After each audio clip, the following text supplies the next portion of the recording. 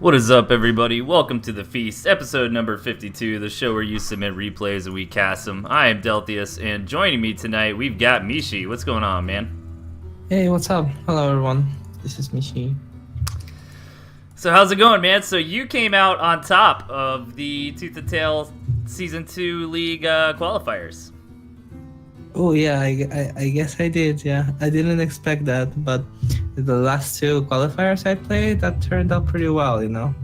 Let me see. Okay, that worked. All right, so I got the web browser up, showing the results. So the first image is everybody who qualified Class S. The second image is Class A. So we got Mishi on top, Chip, Valeris, Classic Metal, Gentleman Pile, Mari, DJ Soak, all Class S, and then Class A. I barely missed Class S, but I got top of Class A. And then we got Kerpa, Buttercake, What's a Phone, Pillow 8, Meow Kaiser, Master Wario, and Doochu in Class A. So is it Doochu or is it Dooku? That's a good question. I don't know, man. I would pronounce it Doochu, but I could totally be wrong. So let me know how the levels are in the chat, guys. I did do a little bit of sound testing, but you know that sometimes works, sometimes doesn't. So You know, Delthius, there's still hope for you. You can make it to Class S still. yeah. So what do you mean? Because the way the system works is like there's going to be these group stages, and I think that the top one and the bottom one can switch places. So you can switch places with DJ, for example, right now. Okay. You know what I mean? Yeah. So there is still time. This is not the final Class S and Class A.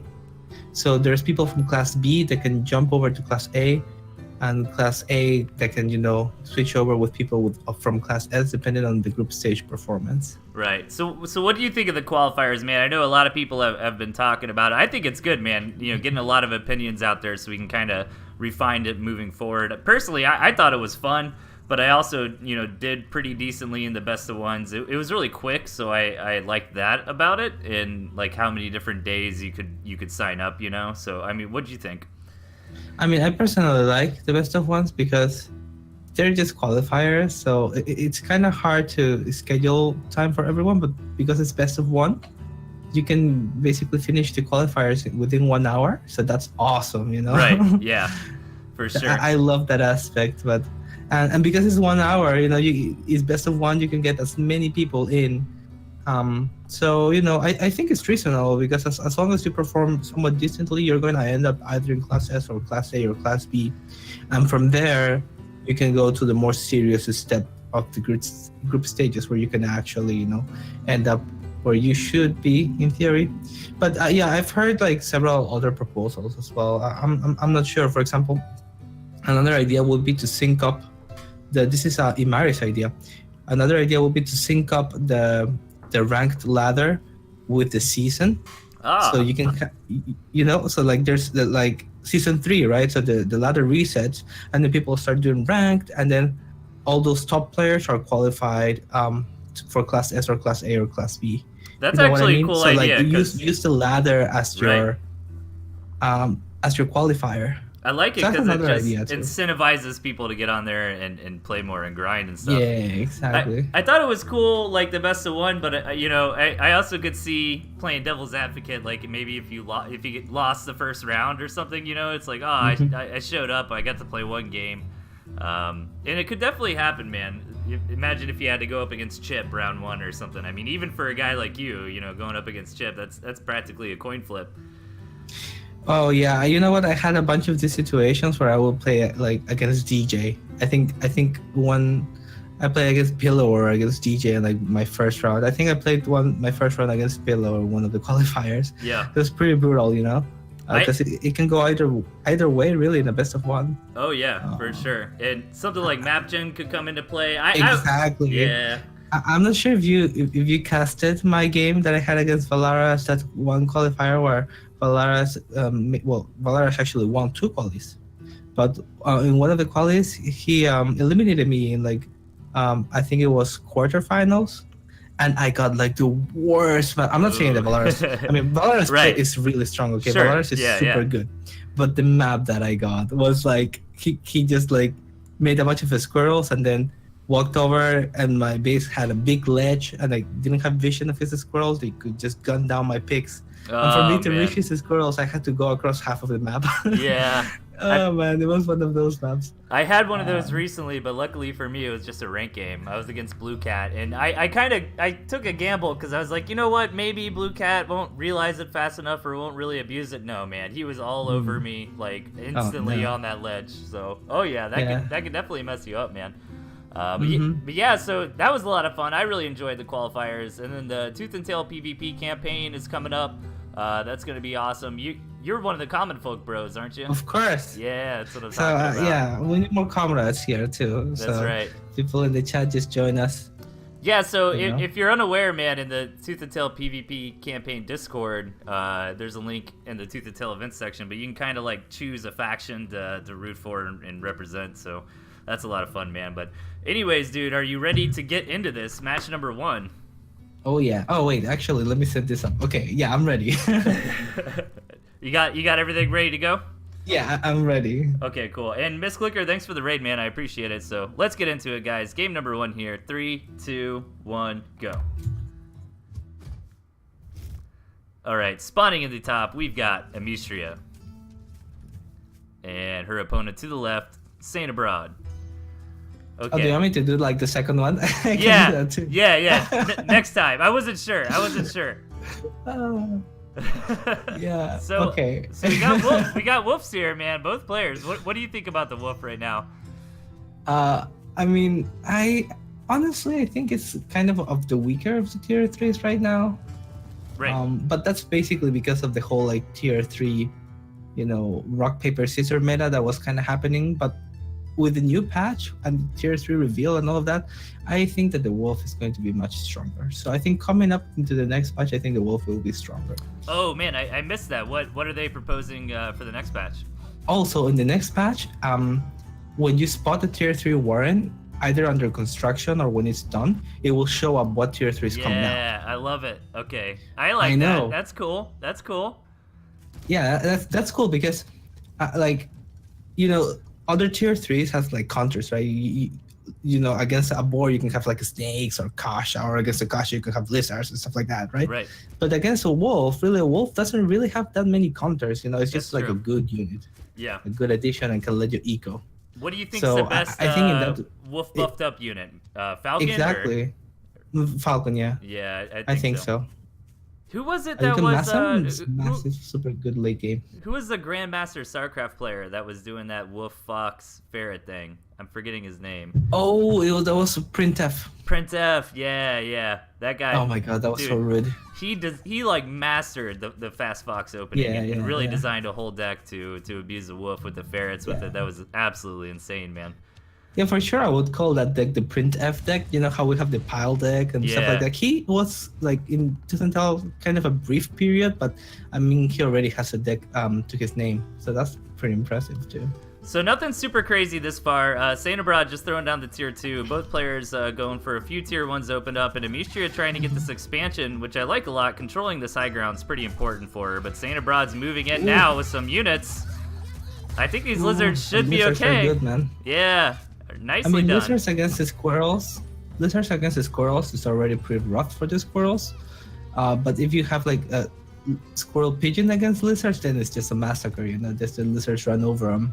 Okay, what do you think about these turrets? So I know that 2 turrets is really, really good, right, compared to 1 turret, but now she's blocked up this whole entry point for her own units, right? So she's gonna have to run all the way around to the side. Honestly, I don't think these turrets are particularly necessary because she already has map control. Yeah. And she has a stronger standing army, so what is she really afraid of? I think those two, that foot will be investment in like bolstering her eco, or like taking to a wolf. Right. You see, if she invested in that, she already would have had the wolf war now. Yeah, I think she was probably worried about the counter aggression maybe, but she won that fight pretty well. So just for now, gonna get into some skunks and they gotta what be do you really. think of like these compositions with the wolf? I think the Mass Falcon is going to pair up better. Yeah. With wolf, but you know what's really fun? Like getting a bunch of ferrets. Yes. And then like buffing them with wolf. And it's Absolutely. actually massive DPS. Dude, like, it's people insane. underestimate, like, if you get like 8 ferrets or something, Oh, yeah. you buff them with wolf, it's brutal. So Saint Abroad gets the balloon here, maybe for just a little bit of map placement, maybe trying to match the defense, you know, the position that Amicia is trying to bolster up. But I don't know, maybe he's thinking a tier 3 is on the way. But overall, Amicia is going to get the economic lead here. That's kind of really important in this phase of the game, right? Like, you want to keep an eye on your opponent's second base and how many farms they're making.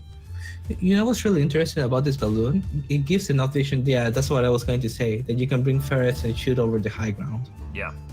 The balloon.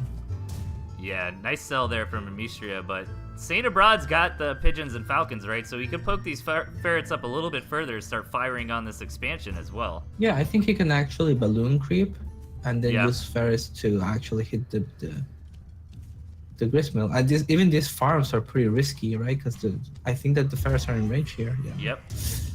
Ooh, gonna lose that one. Amicia is gonna come in for it. Let's see. Yeah, but it turns out like Squizard is really strong. Yeah. Oh, Squizzard's but it really strong, looks like man. he's winning. What? That balloon put in Wow. a lot of work. Those ferrets over time and the falcon. I mean, every time that ferret lands a shot in the engagement, that's a dead tier 1 unit. Yeah, for sure. That's interesting. Oh yeah, this is not gonna work. Yeah, she needs to like get a lot of units instead of trickling them, because you know the balloon is just having a feast here. Yeah, I think the plan was there to target fire down those falcons. She did get 2, but she lost a ton of units to do that, and she needs to reinforce and kind of, you know, wait a second back up. But Saint's got a pretty good rough. push, man. Oof, this is really rough actually. This is a You know nice. what? Go You know ahead. what? Maybe could have been like a better choice. I'm not sure, like, because the position that Saint Abroad has is really good. But maybe if Amicia would have just sold everything and gone like a lot of lizards, Oh, maybe yeah. that would have worked. Because lizards are good against the exact composition that Saint Abroad has. You know, like one balloon, and falcons and ferrets and squirrels. I mean, you can just get a bunch of lizards and maybe that will work. Just go straight up gentleman style, 30, 40 Exactly. lizards. Just sell everything and get like 35 lizards, and then I think roll over the balloon, and then you can like sell stuff on the eco or something like that. Yeah, you gotta hand it to Saint Abroad though. I mean, he kind of got his ass kicked in that first fight, but he was able to re-rally and just be careful. And these ferrets have just got so much damage done this entire game. Oh, look at this. There's a lizard. Amicia is actually sort of doing what I said, but didn't go like all in. But you see, like this fight, I mean, If she Amicia lost is the still, fight, but- if she still had the economy there, what? Yeah, exactly. She was trying to go for that lizard tech switch you were talking about, but she just didn't have the economy after losing that second base, I think. yeah. Oof. So great game, Yeah, man. the army of Saint Abroad, yeah. Ferrets Pretty and Falcons much getting more a, efficient, yeah. getting a ton of value that game, so really cool to see, Nice, man. nice balloon positioning too. They're using the balloon with the ferrets Right. to deny that base. And that was submitted by Amicia, so extra props for submitting a loss, man. I always like to point that out because it's easy to submit That's pretty cool. submit a win, you know, but submitting a loss, I think is pretty cool. But anyways, man, are you ready for match number 2 here? Oh yeah. Let's do it. 3, All right. 2, 1, go. All right, I'll introduce the first one. Okay, so in the bottom left, we've got Blue Cat. And in the right, we got Big Pimpintosh playing as Archimedes. Okay, Boar versus Fox. So Boar is kind of, you know, considered maybe the strongest tier 3 at the moment. Yeah, I think so. Why is I that? mean, it's getting the other tier 3s are not really being changed besides the whole tier 3 reveal, but Boar is getting a minus 20 HP nerf. Yeah, do you think that's the big reason, just because it's so damn tanky? I think it's just too good at everything. You know what I mean? Like it tanks, it has massive DPS, it has massive AOE. Right, And then it, on top of that, it has a big Boar bomb. right. It's just too good in fights. Oh, something's happening. I'm guessing some moles. Ooh, let's see. Yeah, Blue Cat's gonna go for it here. Look at that little tiny ledge. You know, Tosh is probably not even thinking about this. I love doing this when I pick moles, actually. Just get them right out of vision. Yeah, why And not, target man? the building farms. Nice sell by Tosh, but he Right should on be able to time. get He 2 needs, farms, he needs right? to back away here. He needs to back away. Do you think it would have been better to lose no moles? Oh yeah, you're right. Like, what do you think? Losing 1 mole and getting 2 farms, or losing no moles and getting 1 just out scot-free?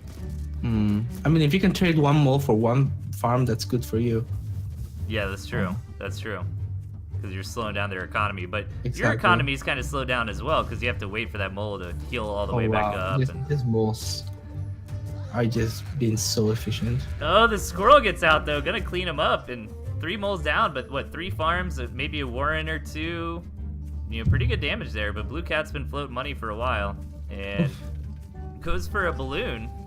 I think Warrens would have been just fine, but yeah, I think Warrens would have been the better choice. If this balloon dies, that is yeah, that's rough. But you know, but the squirrel's kind of stopped. Oh, it's already taking it's taking so much damage. Tier 1 is fantastic against balloons, so last shot. Oh, that was massive. And now I think they're even. Yeah. Yeah, losing that balloon like was Blue Cat rough, was super ahead, but now I think they're even. Well, he's got an extra farm. No, yeah, you're right. Yeah, it is actually looking pretty damn even. So yeah, what? maybe Blue Cat is still like no. Maybe like 20 food or something. Plus minus 40, something like that. Yeah, it's fairly close. It's definitely anybody's game from here. So we have to see if anyone wants to tech up to tier 2, tier 3, put on more aggression, try to end it now, take an expansion. Like, there's a lot of options at this point, and scouting's pretty critical. And both players do have access to an easy second base, but after that, it's going to get rough for Tosh to expand. Oh yeah, this is what I was thinking. Look, it has like 2 pretty free campfires. Yeah. And 2 campfires, I don't know. man. At least Pimpin Tosh's position is super defensible, you know? Yeah. That expand is super safe in the high ground. No big decisions have been made yet. We're still waiting to see what these guys are going to do from here. Also, Pimpin Tosh has a really strong 2-base deck, you know? Yeah. Yeah, I think so. Yeah, this is really good for like a big 2-base all-in. Don't even necessarily build the ferrets unless you have to, you know, mainly squirrel, toad, pigeon, snake, and then once your board gets finished, move out kind of thing. Something like that. But Pimpin Tosh moving out. Getting the campfire, I guess? Oh, no. The commander's not there. Yeah, Blue Cat with the target firing and Tosh doesn't. You can see how much that really matters. Like, wow, that's actually fantastic if you're a new player. What was that, like 5 squirrels for 2 or something like that? If you think micro doesn't matter in Tooth and Tail, man, look at that engagement. That was nuts. I mean, I think they came in. Pimp and Tosh had 6 squirrels versus Blue Cat 7, and he had the high ground. But Blue Cat was there to micro target fire things down, and I don't think he lost anything. Maybe 1 squirrel. Yeah, and I think this campfire is really gonna get out of hand. Yeah, for sure. Oh, but Blue Cat doesn't need to attack. Ooh, nice tanking gristmill, and it's gonna tank just the right amount of damage to where it doesn't die, and it can just keep gaining more and more HP. But the target fire, yeah. Oh, and the toad as well. I don't think Blue Cat was target firing that well right there, was he? It looked like Tosh was on top that of was it. like there was Warrens too, right? Yeah. But I think Pimpin Tosh actually messed up the targeting a little bit more because a lot of squirrels were hitting the mill. That's not really where you want the DPS, but even then, like defender's advantage, and you can hold that. Yeah. Because the reinforcements are so much quicker. So, but Blue Cat really doesn't even need to attack since he's got the economic advantage. Yeah, and he's gonna have the economy advantage all game long. It's really, Tosh's. It's his burden to make something happen. And with these toads out, man, Blue Cat's really gotta target fire those toads down because if they blow up on the squirrels, man, that could maybe be it. Yeah, toads. Boar's coming. I really like this. I actually really like this. And the counter fox, nice. But this is good. Like, just get your eco up, get your boar out, and make a big 2-base push. Yeah. I think it's because look. I mean, you're not gonna expand in this map, right? Right. The fox should do pretty good against this boar, though. It's gonna come down to control. Like, if the boar can just crush in, the fox might not have enough time to stop it. But if the fox can get up, if Tosh kind of waits a minute, the fox can get in and start, picking off squirrels, weakening the army. it'll be in a better chance. What do you think? Well, I think it depends on what composition Blue Cat goes for. Even if, like if Blue Cat goes really heavy into squirrels, the push with the board against the Kasha can work for board's favor. It depends on what composition Blue Cat has. But I think whatever Blue Cat has is not going to be that great against the board unless he can get really good positioning on the Kasha, because you can't really you can't mass Kashas and you can't mass skunks, Right. You have to mass the squirrels, and as your backbone DPS, and board is going to be really good. Yeah, but even with the fox, it's actually really difficult to target fire things down with your fox, because then you're putting your commander so far forward and you're risking the fox's life essentially. You're not going to be there. Yeah, I think if Pimpin' Touch gets some snakes out, saturates completely, as I already did, saturate that completely, gets control of that high ground so that the Kasha doesn't do a lot of damage. The board is out, and here comes Tosh. Tosh. It's going to attack right now. This is exactly the timing he needs. That's actually going to hit before the Kasha comes out. Oh, this is great. Let's see it. Look at that board go. All the squirrels getting roasted, and he doesn't even care if this thing dies, man. But yeah, you're right. It's just tanking so damn well, and now it's got the pigeons healing it up. And here comes the it's fox. going to die because of Kasha. It should get the shot. Very nicely done. That bomb really didn't hit anything there, man. Okay, now gotta back up here. Gotta get control of the high ground. Can't fight this. He needs to tech into some snakes at this point. It's a shame he doesn't have any defensive structures to just zone the fox out, relatively easily. But I don't know, man. This might be too much. Yeah, no, this is too much. It just got out of hand. That fox, we were just talking about how, well, it's like, yeah, in theory, fox is good against boar, but it's also kind of hard to get in there and target fire down the boar. But it was just kind of the right moment, man. The fox was there right as the boar was out in the front and extended, and it was just an easy shot for the fox to line up without Blue Cat actually target firing, right? So, I mean, I think that the attack with the board was excellent. The time to come out and the attack with the board was excellent. But after he completely wrecks that 4 warrants and a campfire and 6 or 8 squirrels, think they can just back up, right? Yeah. And then doesn't need to take all the damage from the Kasha. But it's gonna be rough. This Kasha can just clean up. The board can't really do that much here. Yeah. Nicely done. Oh, nice bomb at least. Ooh. This is just... With good micro. Just gets infinite value. Yeah, without lizards, without snakes or anything like that, with good micro, the fox should really never die here. No. Maybe if, this is so much harder. The snakes are trying to be made, but this is too late, I think. Yeah, it's just, I think the damage has been done here. Really cool game, that's why though. I said, has to take control of the high ground that is there so that the Kasha doesn't get infinite value. Right. Oof. No, but well played by Blue Cat. Yeah, that was really cool, man. I agree. I think Pimpin' Tosh's move out was great. And like you said, he got a lot of infrastructure damage done there, man. But he just didn't have snakes, or he could have pulled back and pivoted into snakes at that point, maybe, And in that scenario, he wouldn't have lost his board. But then at the same time, he didn't really have anything to zone the fox back. But once he got the snakes... Did Pimpin' Tosh have any defensive structures? MGs, right? No, nothing. Not at all. Nothing, right? Okay, that's what I thought then, right? That also makes it really hard. Yeah. You need some defenses too. That also helps a lot against... Yeah, I highly recommend putting turrets in your deck. I feel like if you're not going to run turrets, you should have a good reason for it. Certainly there's a ton of great decks without turrets, but turrets just help you out in so many situations. I mean, it can be any defense, You can have as long as any structure is good against Kasha, That's true. But I mean, think about turret though. It helps you against the bull rush. Any kind of early to mid game push helps you against Kasha. I mean, it's got a lot of utility. Yeah, for sure, it's the most versatile defense out there. Yeah, and it lets you contain pretty easily. They build really fast. They're relatively cheap, but I agree 100%. It doesn't necessarily have to be. Yes. Just any defense would have helped in that situation. So I'm trying to say, I guess. Oh yeah. No, I agree with that 100%. Kasha's weak to every defensive structure. for sure. But all right, man, are you ready for match number 3? I guess the sound is good. Nobody's complaining in the chat, so that's always a good sign. Nice. So thanks for tuning in, All everybody. right, I'm ready. All right, man, let's do it. Game number 3 here. 3, 2, 1, go. Okay, spawning in the bottom, we've got Vincent.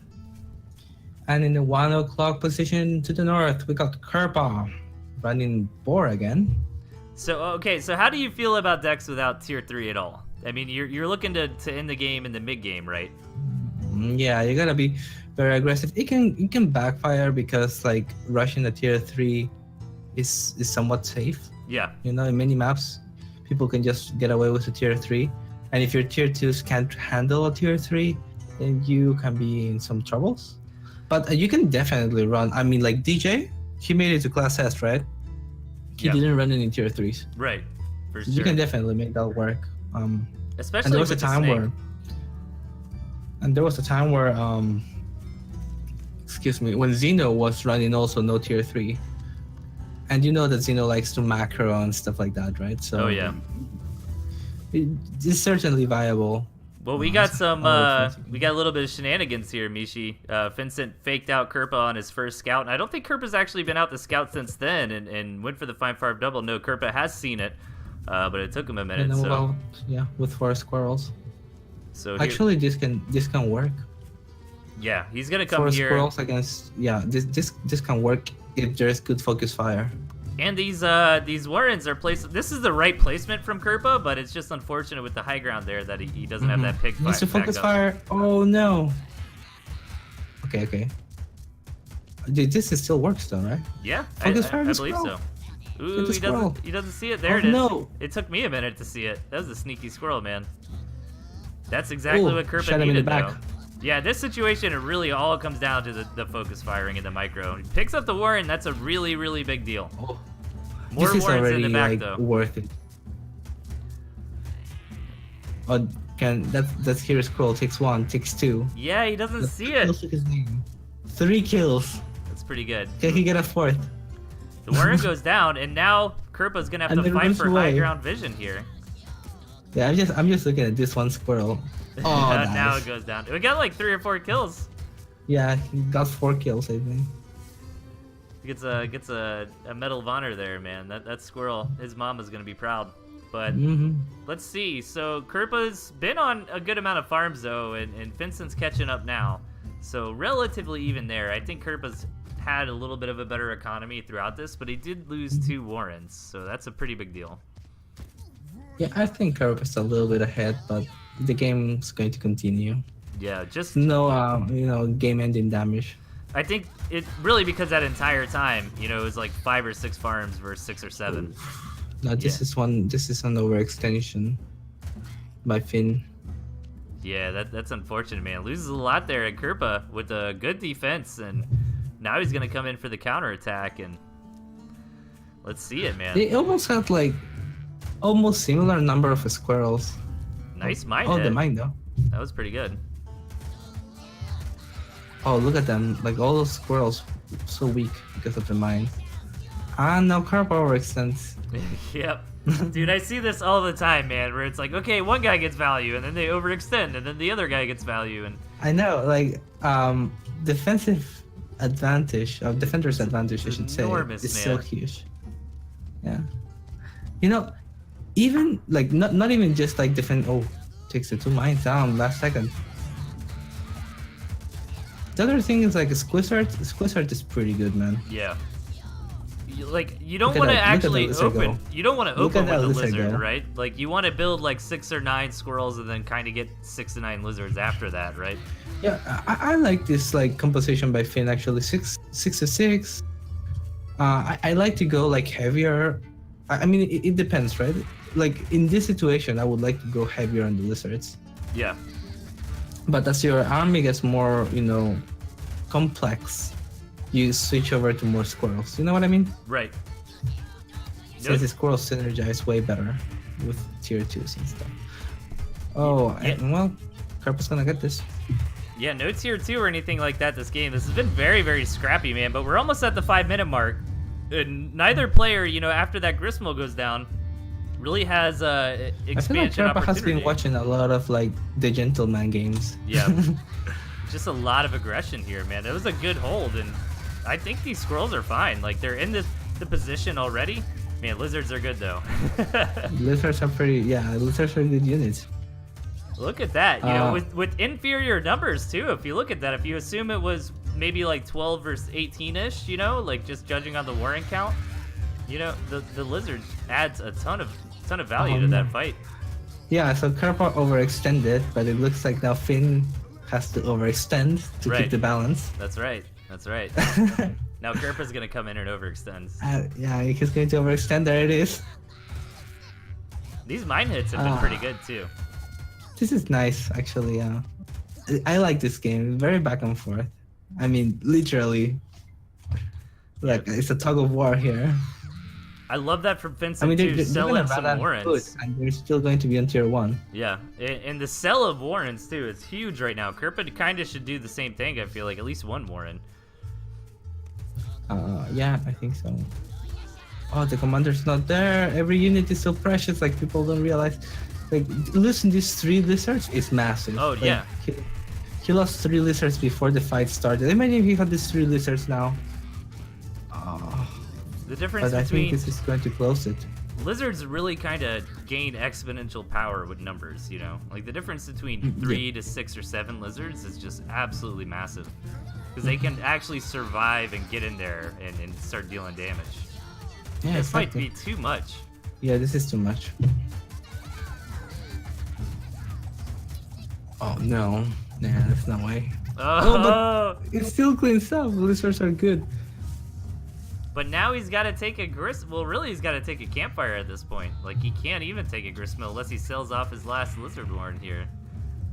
Oh, I lost. Also lost it. No.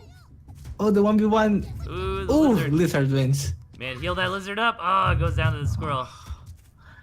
Okay, now this is pretty over though. Like, This is his last unit. Kerpa has so many warrants. So You got to babysit this So- lizard a little bit, man. Yeah, there you go. Heal it up. Heal it up. yeah, he actually can't afford anything more. Yeah, Kerpa's got all these Like, warrens. He it's could just it's sell going to be off. 1 lizard against. I don't know how many squirrels. Here we go. Wait a second, but if the actually can 1 lizard kill? Yeah, 1 lizard can kill one pig, like 1v1. Can it really? Yeah, like if it's only a single pig isolated, Yeah, right? yeah. Maybe. Because because 3 damage and he's got 8 life, so he Yeah. can get like at least 7 hits off the pig, right? That's 21 damage that will kill the pig. He's got 2 lizards now. Can go around and snipe the pig and make him starve. Yeah, it's gonna take Oh, these that would squirrels be- a long time, man. That campfire is pretty far away from the grist mill, Oh, too. he's gonna go for it. He's gonna kill the pig and make her starve, right? You should. Let's see it. Oh my god. Okay, Kerberos is starving right now. He doesn't have food to. Actually, that expired, I think. Dude, Oh, if he gets his milk, he wins. yeah, Vincent wins here. These squirrels are No not gonna way. make it back in time, and Oh Kerpa's my not in god. position. No way. No way. Dude, down to No one way. lizard. No. Oh, Oh my god. jeez. Three Wow. lizards. Dude, he was down to 1 lizard and a building campfire. That's all Vincent had to his name. Oh my god, this game. Lizards are good. That was nuts, man. Oh. Wow, I can't believe it. That was that was so sick, man. Dude, that was nuts. Oh, All right. crazy. Game number 4, man. Are you ready to hop into it? Yeah. Let's do it. 3, 2, 1, go. Okay, to the right, we've got Valeris. And to the top left, we've got Nedimon playing as Archimedes and getting 3 structures. Yeah, Whoa. I like the Fox turret balloon because it. Oh my god, look at this. I'm sorry to Ooh. ck you. Oh, no, short, yeah, you're but good. 4 some farm stuff gristmill. is happening. But yeah, It's a classic 4 farm mill. If Valeris doesn't sniff this out in time, now Valeris doesn't have any turrets, but he does have moles. He has moles. He should be fine because of moles. Yeah. He actually What? sells it off. He's gonna go harass the main base. Oh, but he doesn't know that. Oh, he might not be thinking that Nedimon has an artillery, Yeah, right? that's true. Because he thinks like, oh, that MG is not going to hurt my base, but he doesn't know that he's got an artillery. Yeah, let's see. The mole rush is coming. Nidamin is waiting for 60 food for a turret, perhaps. Oh no, he's got lizards. Oh, what? Okay. So Valeris has already kind of jumped ship on that first base and trying to set shop up at the 12 o'clock position. You know, just kind of assuming the contain might. Oh, do get too in much there! damage, Yeah, he but- can get in there on top of the mole, kill the mole. Oh, get the mole! It's so close. Focus it. There it is. There it is. Now get the warrants. Yeah. Wow. Oh no. Let's get back in now. Yeah, he kept that lizard alive though. That was pretty good.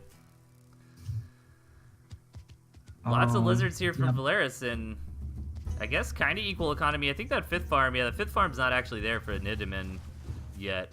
Oh, this is risky. Ooh, I think he's gonna get that just fine. Yeah. And now the lizards are in the water. Lose it straight for free.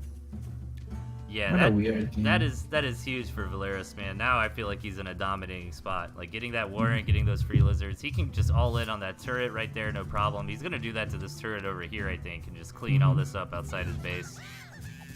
Yeah, now Nedimon is in a pretty rough spot. I don't Counterattack. see. Yeah, I don't know, man. It seems difficult. Yeah, I It's a feel, warrant. yeah, that was a gets nice out. pickup for just two lizards going in there and obviously keeping both of those. But yeah, this is gonna be rough for Nidamin here. He's gonna try to turtle up, but oh no, it's not. The commander's not in position. No. Oh, this is rough. totally worth. Gets out of there with a couple lizards even. Well, we'll see. Going Okay, through that water. but the momentum though, he can snipe down these warrants, right? I don't know. I think the lizards popping out might be enough. He builds the mole too. Yeah, he's gonna get the one warren, but I think the second warren will stay. But the That mole died, Polaris right? has no more warrants. There we go. Yeah, the Molai too. It's all- But Nedimon is so far behind here. yeah, it's been 8 farms versus 5 farms for a little while here. Oh, nice micro there. Oh, nice micro. 2 lizards for free. Yeah, he was doing that earlier, man. Just like barely saving lizards. Pretty impressive micro coming out of Nidamin here.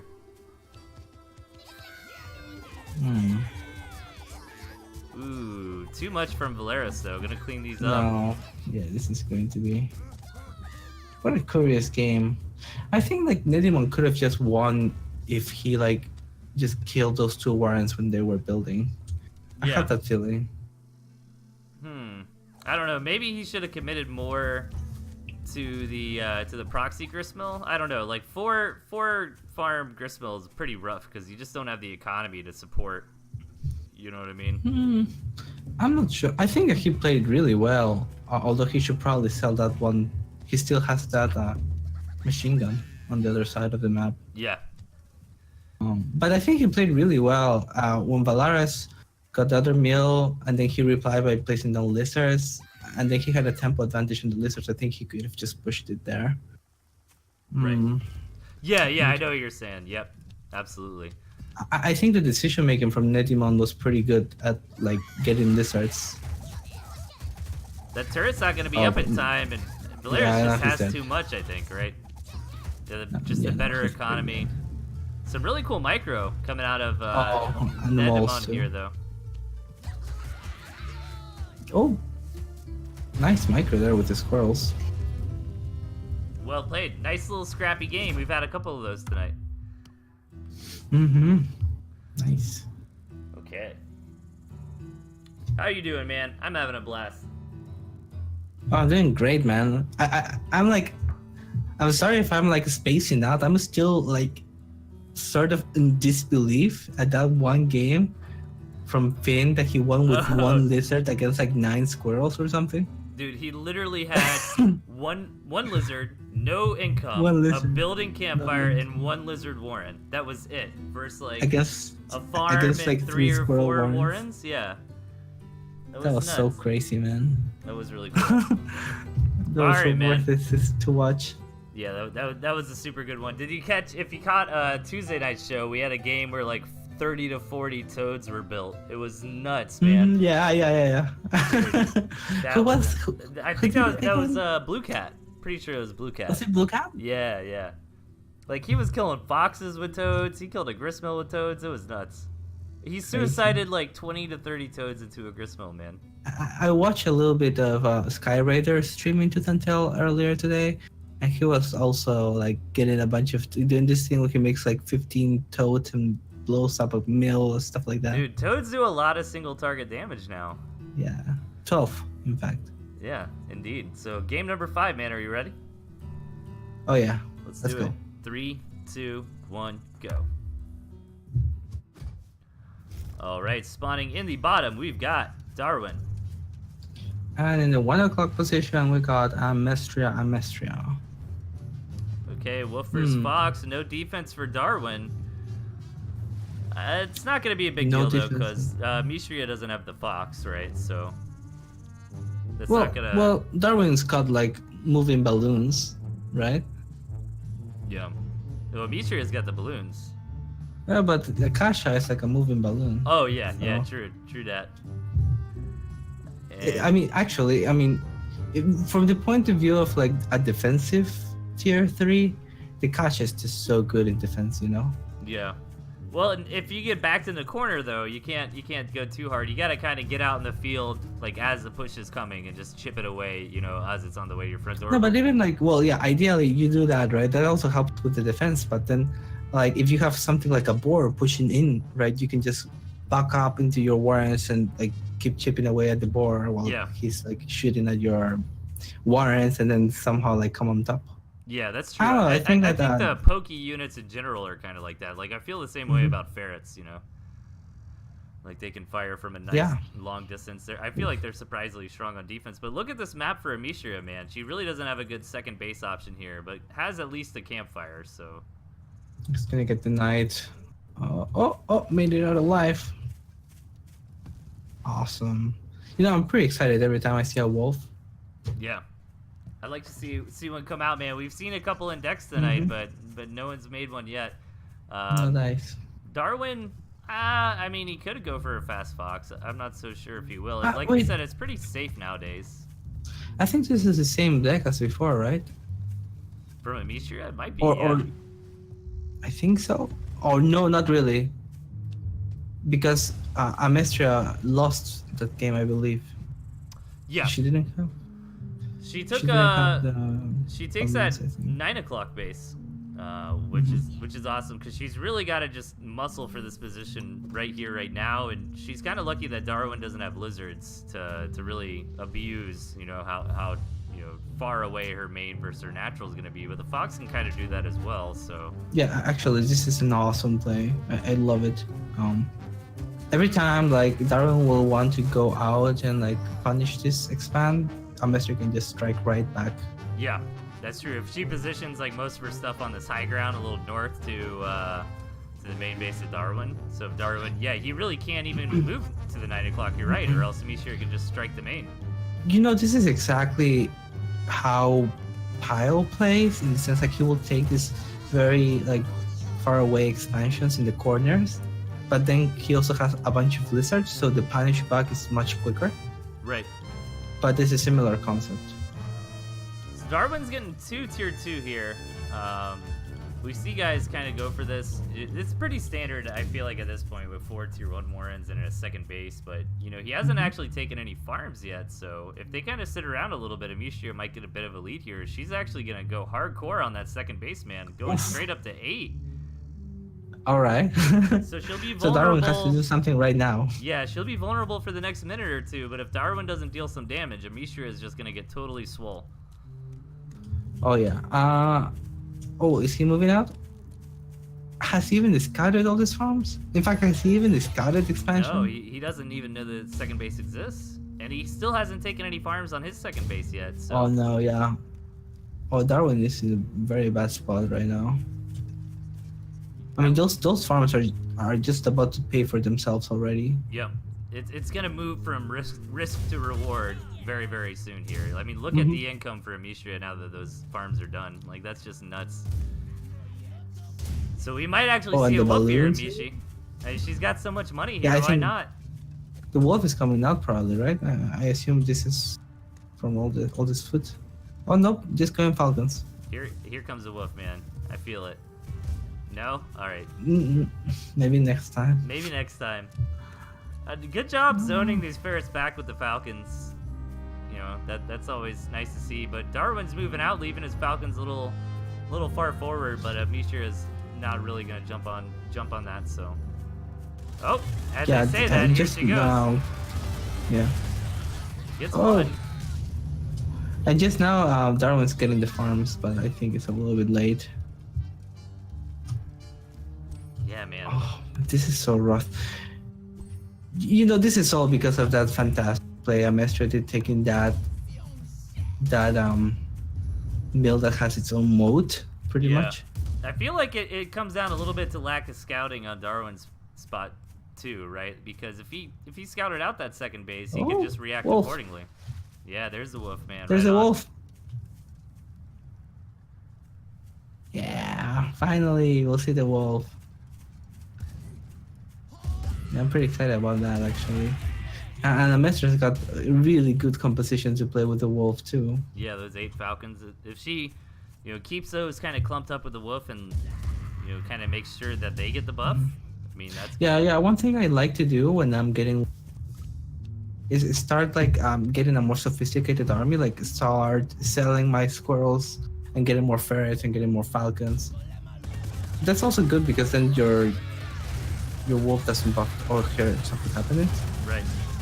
Oh man, but this is a pretty bad engage for Amestria actually. I Yeah. think. Oh my god.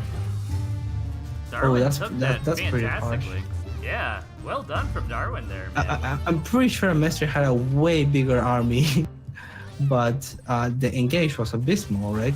Everything walked into the skunk gas and Yeah, and the concave and just kind of having to move and find your own tile, all that kind of stuff. Amisha really needed to wait for that wolf, you know? Oh yeah. But moved out a little bit too early. She's not out of this people game. people really underestimate just how much of an impact can like army positioning have. Oh, it's huge. It is so big in this game, man. Yeah. Like you just saw it. Like Amestria had almost twice the army, and just good positioning from Darwin just can hold it.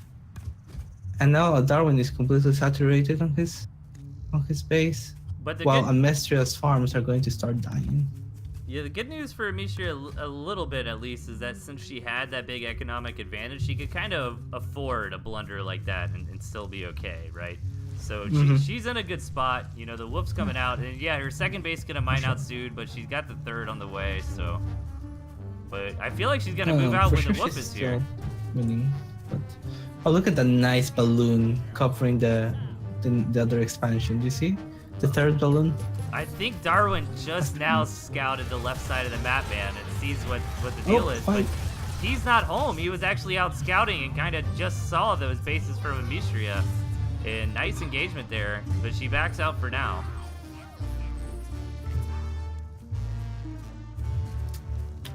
I wonder what's going to be the choice for the wolf. Is he going to go just to put pressure or to get the eco up? I feel like you just push in for face from here, man. So yeah, what I like to do is I like to. Oh no! Wait for the whole army. You see what I mean? Disengages are. The army of Amestria is quite disjointed when this happens. That speed yeah, boost worked a little bit in her disadvantage there, yeah, because the first couple units got to the fight a little bit faster than the rest of the army. But overall, she's still just got so much here, man. Yeah. That's gonna be it. Wolf falcons are so strong. Okay, hey, we're gonna take like a 1-minute break, man. It'll be a very quick little break, so we'll be back in just a second, guys. Don't go anywhere. Awesome.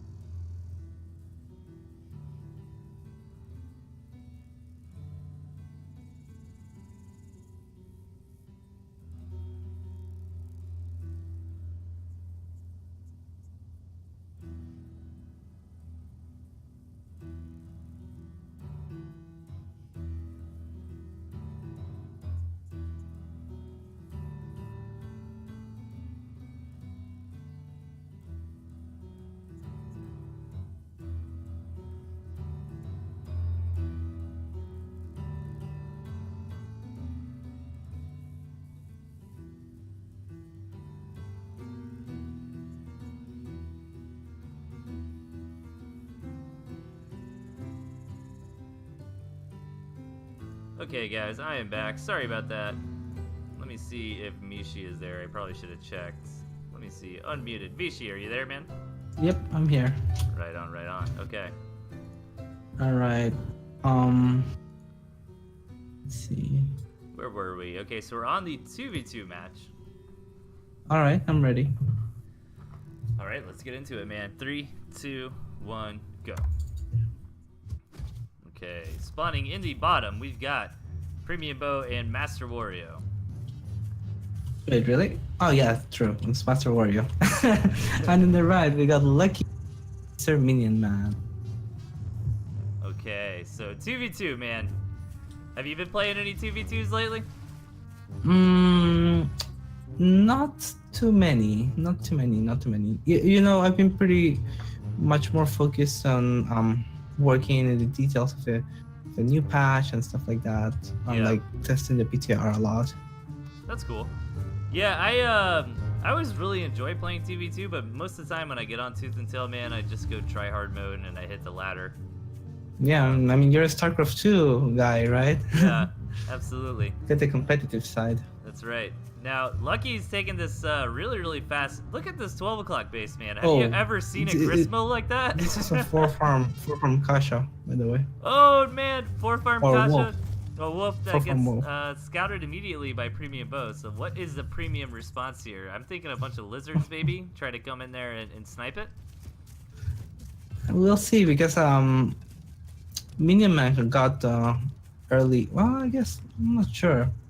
What's the correct response here? I think you just build a lot of lizards and go kill the Warren, right? But the war. Oh, moles. Never mind. Master Warrior with the triple moles. Going to snipe that. Needs Hopper's to sell here, it. but Sell yeah. it. Yep. Nicely done there. Still gonna get a Oh. farmer too, though. Where are the lizards? Where are the lizards? Gotta help your buddy. Alright, okay. Not too much damage. But Lucky was on 4 farms for a long time. Yeah, it still is, man. He's got that 12 o'clock base, but hasn't built any farms there yet. And let's see what's going on with the other players. Mini Man just building a lot of lizards, Premium Bow, building a ton of squirrels, and Master Wario getting some lizards at the moment. So, I mean, overall, the Gristmills on this map are kind of favored for blue and green. It's going to be hard for red and yellow to get out here and expand. Also, like, Premium, he's like a 2v2 expert, you know? Yeah. Oh, yeah. He's so good at that. That's his jam. Oh wait, he's getting farms in the north, but it's got scouted by Premium. Let's see what Lucky Premium... really needs to catch up on the eco though. Yeah, I was wondering if he was saving his money for his own tier 3, and sure enough he is. And, I mean, overall, really, Minion Man has the best economy in this game, right? I mean, Premium Bow is not too far behind him. Well, I guess they've actually been pretty even. And... Oh, he's got a big number. Oh, nope. Lost like a few lizards there. Yeah, you can't really run into a 1v2, man. Lucky needs to get this wolf out. There he goes. It's getting That was supply started. block a bit. Let's see. Okay, Let's what see. do Master Wario and Premium Bow only have turrets here, and artillery cannon coming down for Minion Man. Yeah, I would have liked the artillery to be on the high ground, but it's also a good position there. It'll save some run-bys. Oh, look at that. Premium Bow also has his wolf coming up. We're gonna get 2 wolves this time. And Yeah, I just don't think this base is gonna last long here from yellow. Like, the base from yellow or the bases from blue and green gotta go. Like, there's no way all 3 of these bases are gonna exist here. You know? there can only be one. Yeah, man. Like, this is not gonna happen here. And here we go. Minion Man trying to run around and do something. Gonna target fire down that turret, but doesn't want to go in 1v2. Where is this wolf? It's out on the map now. Lucky needs to get it out here to buff up these lizards. Where are the ferrets? Nobody has ferrets. Oh, nobody has ferrets. You're right. That is rough. Lots of lizards here.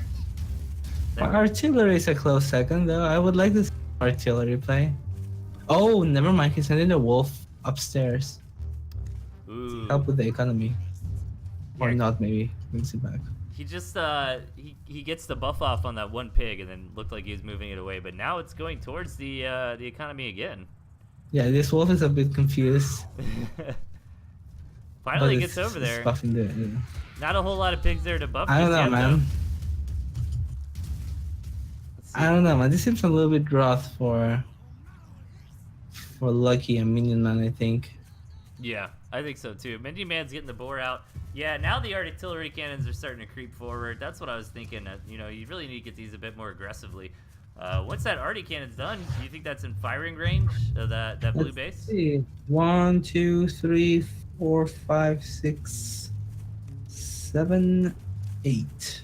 It's 8 range from the blue gristmill. I'm not sure if it's in range actually. I think that it is. Yeah, I think that it's in range. Though. Barely. Yeah. He needs vision of it, I think. Maybe not. Yeah, there Yep, you go. it's in range. It's like max range actually. Yep. It's just that it has Awesome. less vision than it has range, so he needs the commander giving it the target to shoot at. Nicely done.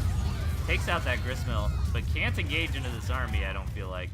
No, just creep up the. You can sell the artillery that's kind of behind. Look and in the creep north other though. artillery forward. Ooh, those lizards tried to get that northern gristmill from Master Wario there, but they all died. Took out a couple farms. But Lucky's second base is still there, and now Lucky's economy is actually pretty good here. Oh, Wario's making the kasha. And the boar is almost here as well, so we're gonna have a lot of tier 3 out here shortly. Wait. Oh no, I missed. How did the wolf die? I missed it. Oh, I missed it too, but Master Wario just attacked Lucky's 12 o'clock base with a bunch of lizards, so maybe the lizards killed the wolf. But Oh, here we big go, fight here. big The bomb. engagement. Oof. Bomb goes off, but it doesn't really kill a lot of stuff. It bruises a whole bunch of stuff, but as long as Premium Boat just backs up, holds on for a minute, lets it heal up, he'll be okay. It looks like he's doing You know, that. I don't know. I don't know how they can hold against the kasha that's coming out. Because it's a completely flat map. Unless the artillery starts building right now, I don't see how they can hold it. Especially if Premium Bow's Wolf buffs it up, and it does, so now we Oh, got and it a does. sped up Fox. Oh, this is rough, man. How do you? Dude. Oh. Looks like I'm fast I don't forwarding the know. replay.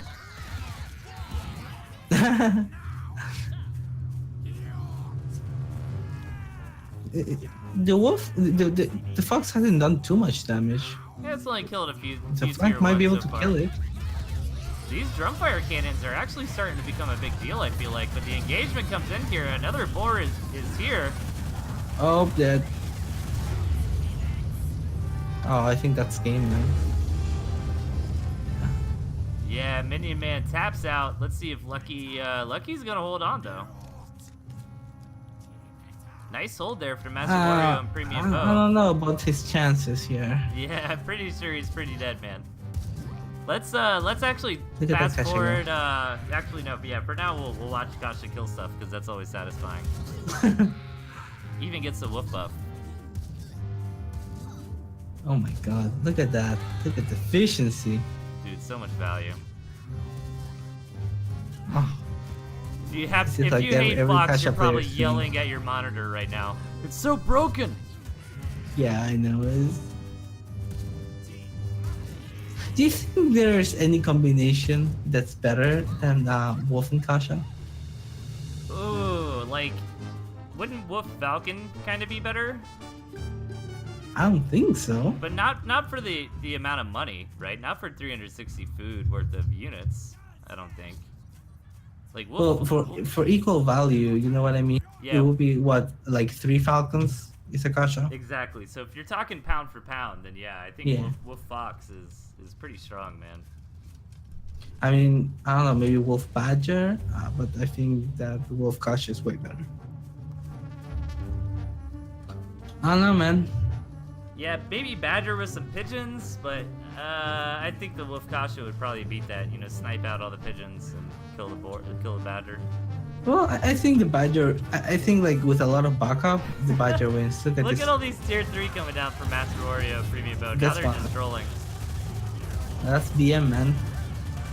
Yeah, since Mini Man tapped out, you know, now we're just 2v1, so Premium Bow and Master Wario playing with their food a little bit here.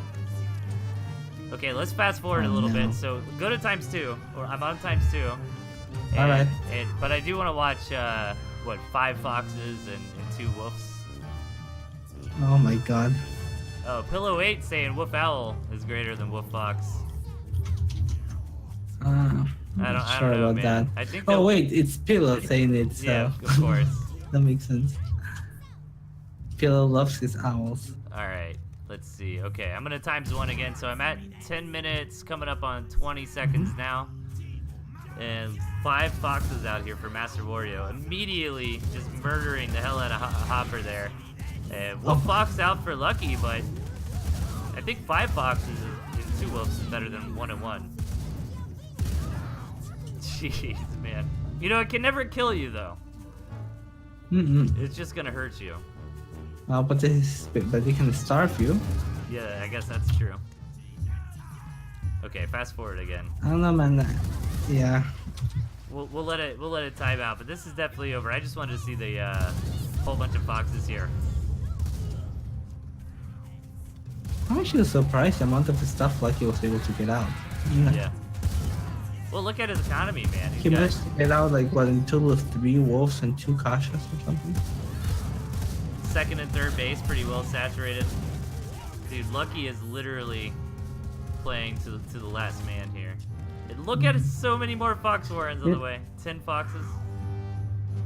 I respect this, but it's valiant, I guess. Yeah.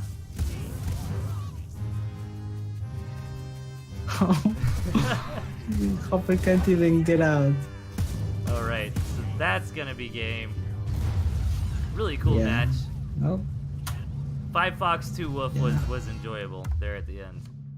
Unless you're like a Hopper fan, like me, and yeah, that was rough.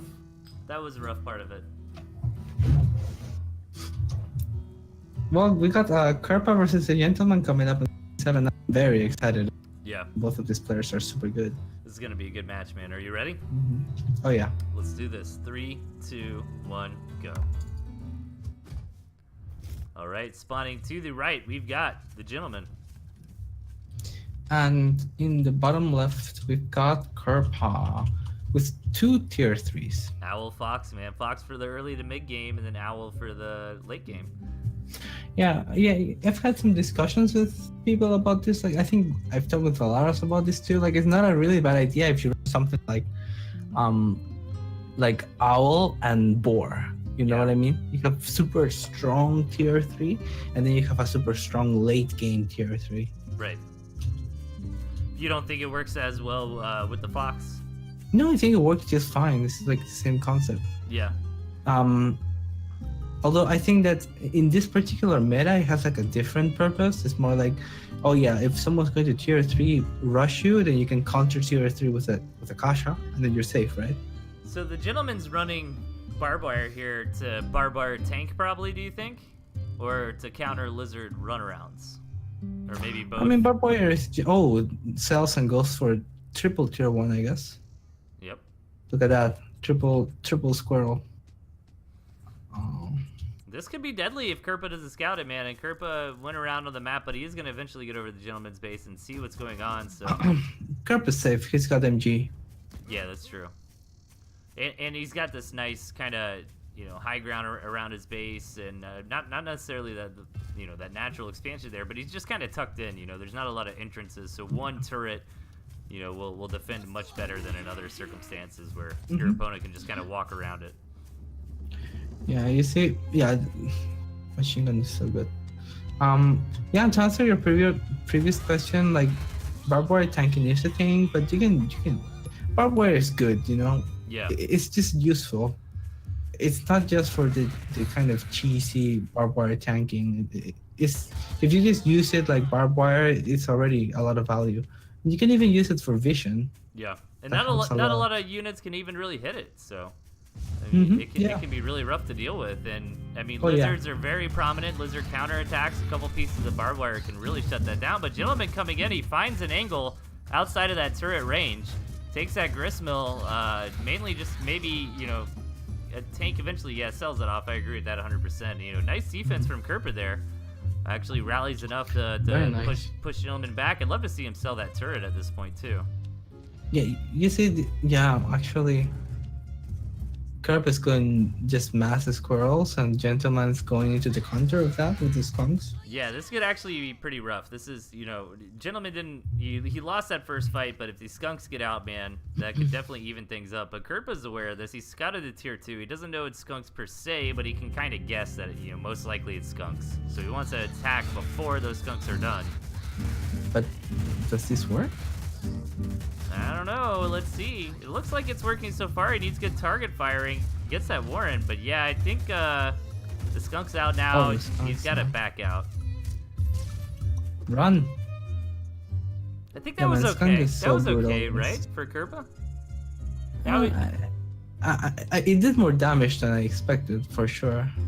The problem is that now he doesn't have a follow-up, right? Yeah, the thing that a little bit confuses me from Kerpa is that, so usually if you bunker down with a machine gun, it's because like you're defending from something, or you're like teching hard, or you're ecoing hard. Yeah. Right? I guess that now he's ecoing, but before there was this long time where he had this MG, but he was actually out in the map. You know what I mean? He only had squirrels, exactly. So the MG wasn't really doing much. That's why I was kind of worried about this phase, but Gentleman didn't move out. I was worried, that attack was good, but Gentleman had that window where, like you said, man, like all Kerpa had was squirrels, so Gentleman could have came in for that attack, I feel like, but he stays back for now. Now, did he scout the second base for Kerpa, is my question. So yeah, he did. So he's going to take 2 gristbills in response, obviously just a territory play. But he is for sure going to be building farms on one of those. Why do you think he took both there? I have no idea. But yeah, I honestly don't either. I assume that it has to do with the barbed wire. Yeah. Like, it may be because he wants to like cover more area with the barbed wire. But I'm not exactly sure.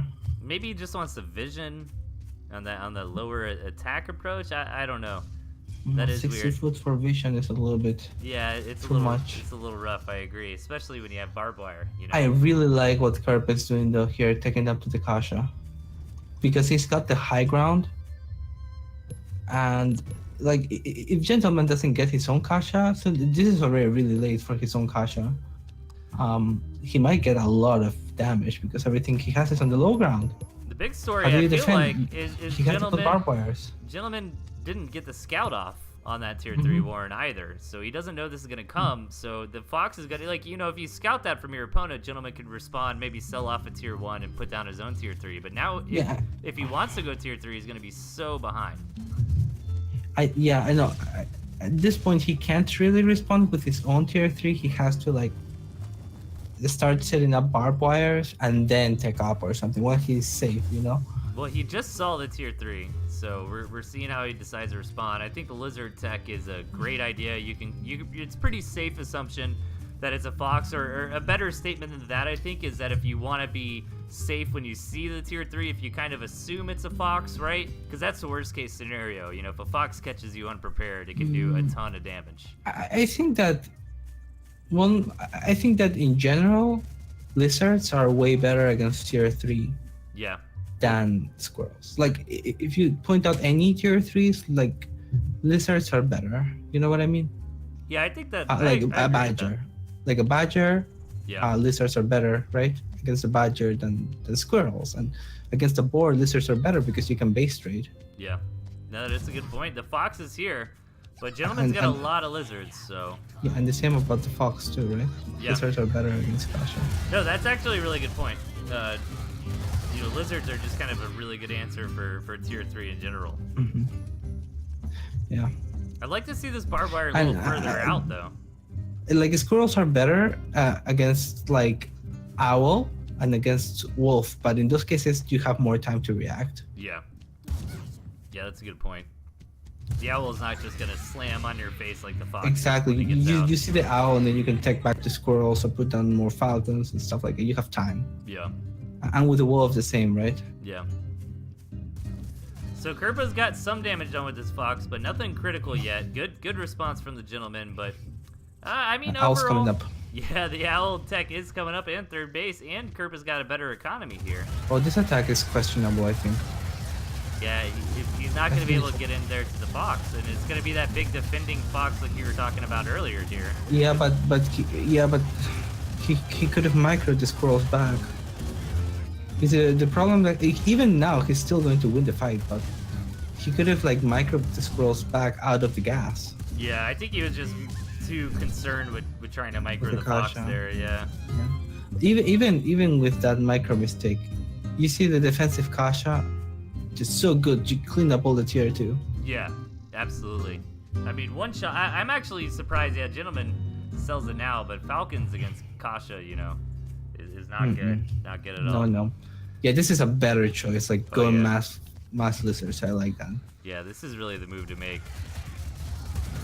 Here we go. 19 lizards are going to come, but they're coming through kind of a short. Falcon's doing work.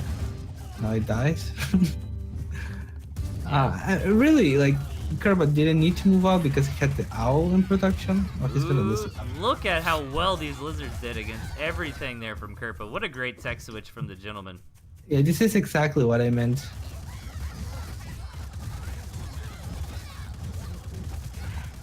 Ooh, yeah, I think he's okay. I mean, the Chameleon's gonna be rough. Yeah, actually, that Chameleon did phenomenal in that little engagement there. Really tanked on the front.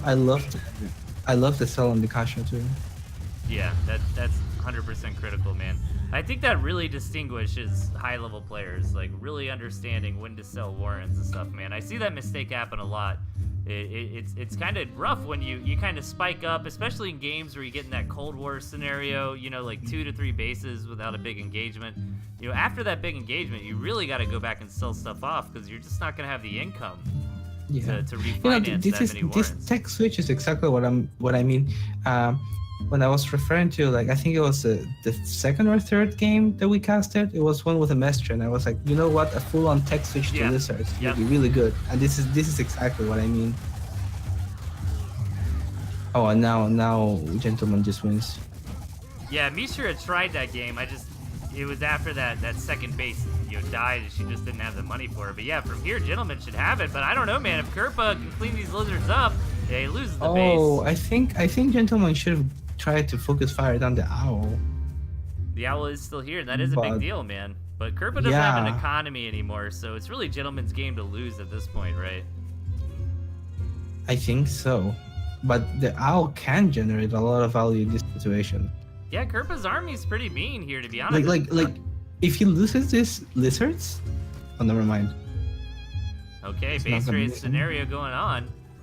But yeah, I feel like Kerpa actually could have taken that fight against those lizards. Base rate I think is good for Kerpa, actually. Yeah, because mice like the lower. Oh yeah, but like he doesn't want to fight this, so. Oh no. Yeah, no. Kerpa's army was good there, man. Yeah, Kerpa's winning this.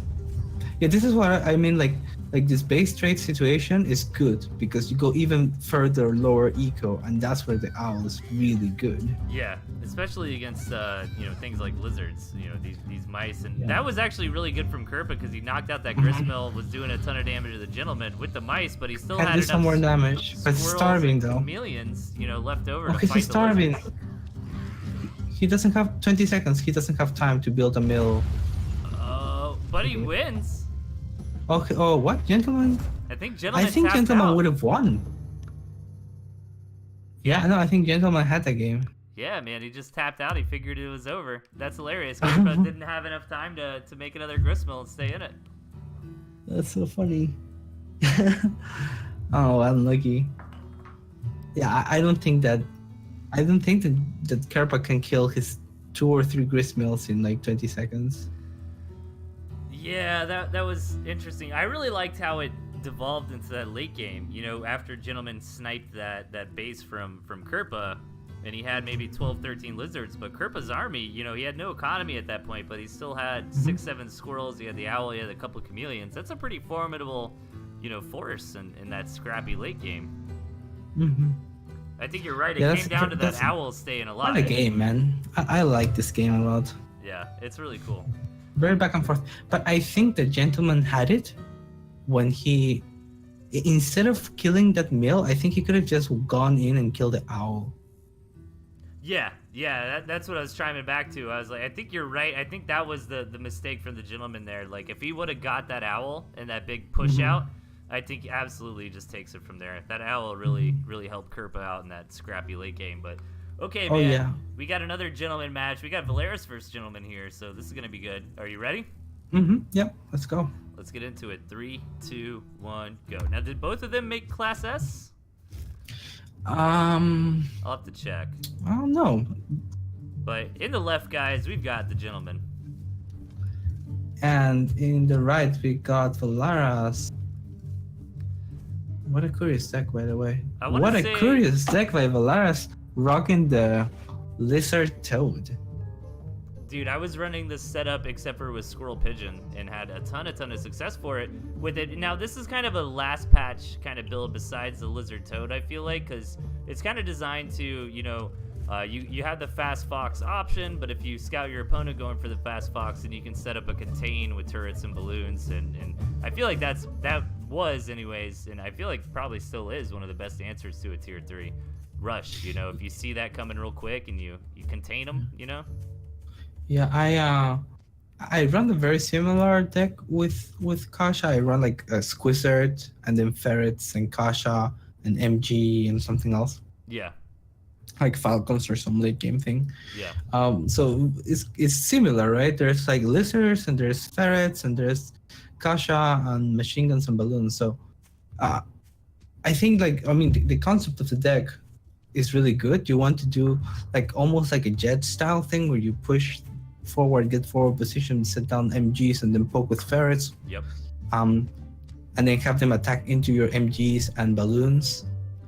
I think that's kind of what you want to do. Ferret Fox then, like, turret just synergizes so well, you know. Exactly. Yeah. And then like, you know, if they start responding with like their own ferrets or like snakes, then you get your Kasha. Yep. Or otherwise too, right? Like you get your Kasha first and then they respond with MGs and then you build ferrets.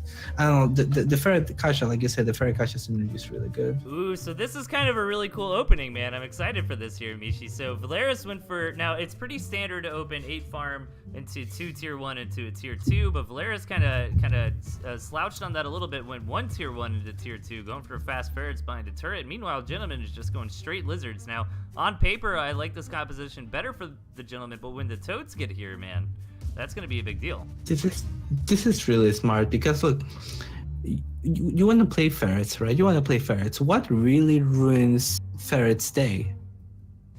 Lizards, right? Yep. Oh, so yeah. You run toads. Dude, yeah, you're absolutely right. Oh, that's so good. So you're kind of expanding the ferret fox turret kind of synergy there, because it's like, well, what wrecks all those units? Lizards. So let's throw some toads in there and then some lizards of our own to have more mobility that we can pair up with our fox even if we want. I'm a big fan of this. Yeah, I love this. This is really cool from Valeris for sure. And Gentleman hasn't scouted the toads yet, I don't think, but now he must have seen them. Yeah. So the territory is gained, so he's going to start putting the MGs down. Like I said, he's gotta watch his flanks though. Gotta watch his flanks. He's gotta suspect this is happening, so he's already pulling back the. Oh, he scouts the lizards coming. Yeah, Valeris expected this for sure, but this might get damage done. Ooh, it's gonna live barely. And you know, this is the advantage of running your own lizards. Yep. You can just catch them when they do this, and then Valeris is like in a dominating position, winning. And I feel like this deck was part metagame against the Gentleman too, because Gentleman is so well known for his lizard play, right? So you know, picking up Toad against the Gentleman's not a bad idea. Oh, but they're going to trade here, right? Ooh, is it gonna? I don't know, man. I think Valeris is just winning here. Gets the main base, but Valeris has his own expansion, so main bases are traded. And yeah, I think Valeris is definitely in better shape here, for sure. Yeah. And now he's gonna siege down the second base of the Gentleman, and Gentleman already kind of starting to set up shop in the north here.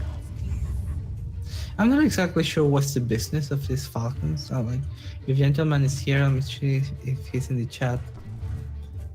I'm wondering what's his idea behind these Falcons. Yeah, Gentleman's normally in chat, but I don't think I've seen him tonight. But yeah, you know, he ran those kind of questionable Falcons last game too against the Fox, right? I feel like Gentleman just kind of wants to evolve, and the Falcon's almost like the most standard tier 2 unit, you know, like just straight up just adds value to your army. But what are these Falcons going to do against mass lizards? Yeah, exactly. And it was kind of the same way last game, where it was like the Falcons versus the Fox. But after he saw the Fox, he sold off those Falcons, you know? I think like Belarus can just move him. Yeah, I think right? so. I think, well, Valeris probably doesn't realize how crippled the Gentleman here, and you know, a player like the Gentleman, you got a lot of weight with that name, so you want to be careful. But yeah, now the engagement comes in, and that's just simply too much here. Gentleman's gonna tap out. Valeris takes the match. Yeah, I mean, I'm super excited about that composition in particular. Yeah, no, Gentleman, yeah, classic metal in the chat, aka Heavy Metal Finland. Gentleman not awake at 3 a.m. Yeah, no, it's insane to me that you European guys like tune in live at all, man. So big props to you guys for staying up for the show. Maybe Gentleman works nights or gets up early or something. I don't know. You know, maybe it's just like European lifestyle. You know, I was in Spain for 3 months. The university sent me over there. So I was in Tarragona and I went to Barcelona too, you know, and I tell you, man, it's wildly different over there. I feel like people are always awake and like staying until late and stuff like that. It's a little bit different, I think. Classic metal in chat. It's almost 4:30 a.m. I'm gonna go make some coffee now. yeah, exactly. This is what I mean. You know, you guys are normal. freaking crazy over there. Oh god, when I drank, dude, I did the Jet Erickson drinking game stream, man. Those Europeans go crazy. Oof. Yeah, I was there. Yeah, you were there, man. Yeah, you know what I'm talking about. Dude, that was I a know. crazy day. I was just stuck in the ship for like half of the game. Yeah. Yeah. Oh my god, that ship. Dude. I think at one point we all got hit by. I feel like I got hit by it at one point too. I was super hit by it like the next day too. Oh no, I think I sent you to the jail, to the knockout thing as well. Oh yeah, you did. Yeah. I'm out of here. What am I doing here? Yeah, it was. I didn't. Yes, you did. You know, I was just trying to be like, you know, poking you, right? You know, friendly little. I got you. I didn't realize it was just gonna like make you not participate for half an hour or whatever. Oh my god, that was so brutal, man. Dude, that was a fun. I kind of got back at you. I think there was something I did that sent you back by 6 spots or something like that. Yeah, I think you put me in it later. I think that's what happened. But it was like nothing. It was like a pity consolation prize or something. Dude, and the stream ended when Jet just got too drunk and couldn't do it anymore. I remember that. That was hilarious. Dude, that was amazing. But anyways, guys, enough chit chat. Are you ready for match number 9 here? Oh yeah, let's do it. Let's hop into it. 3, 2, 1, go. Dude, that was a crazy day. All right, spawning in the bottom, we've got Raucous Bacchus. And down, actually no, to the north, we got Amestria. It's so cool, you know, to see so many games of the relatively new players and see like how they break the meta, you know? Yeah, I think it's cool too having a top player like you on here, kind of give them some tips and pointers, you know, where you can. So I'm really excited for that. But Raucous going for a 4-farm double here. I haven't seen this in a while, man, but this used to be a really, really valid build, like back in like October, November. Oh yeah, I mean, I think it's still viable. Yeah, I think so too. Yeah, 5-farm, especially when you run lizards. Ooh, well done by Amisha scouting that though. That is half the battle, and you know it makes a lot of sense here. Like, look how small this map is. Look needs to sell the farm. Needs to sell the farm. Needs to sell this farm. Sell the farm. Oh, only +4. Lots of damage already. Yeah, that's pretty harsh. I actually really like this from Raucous Bacchus. I feel like he played the map very, very well here. Because look at this rush distance, man. Going for a 4-farm double is perfect here. You know, what I would do here is I just look at the map and I just go like 5-farm Warren. Yeah. 5-farm Warren is very, very safe opening. Yeah. It's so... Look at the consequences. Right. Actually, Raucous Bacchus is losing like... too many. Saves both.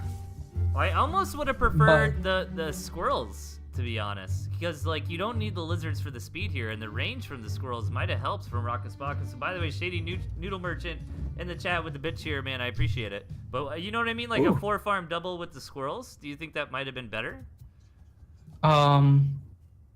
Yeah, that could have been better. Either would have worked. I think that farm with the lizards is fine. Yeah. But like, I think that Rockus is not really picking his targets so well. Like, I would have gone for the picks on the right that's not covered by warrens, for example. Yeah. I think the lizard choice is fine, but you can definitely also do it with the squirrels. Yeah. Especially with that high ground. I think it's a matter of style. Right. Either for the rush, in this particular case, either for the rush distance is fine.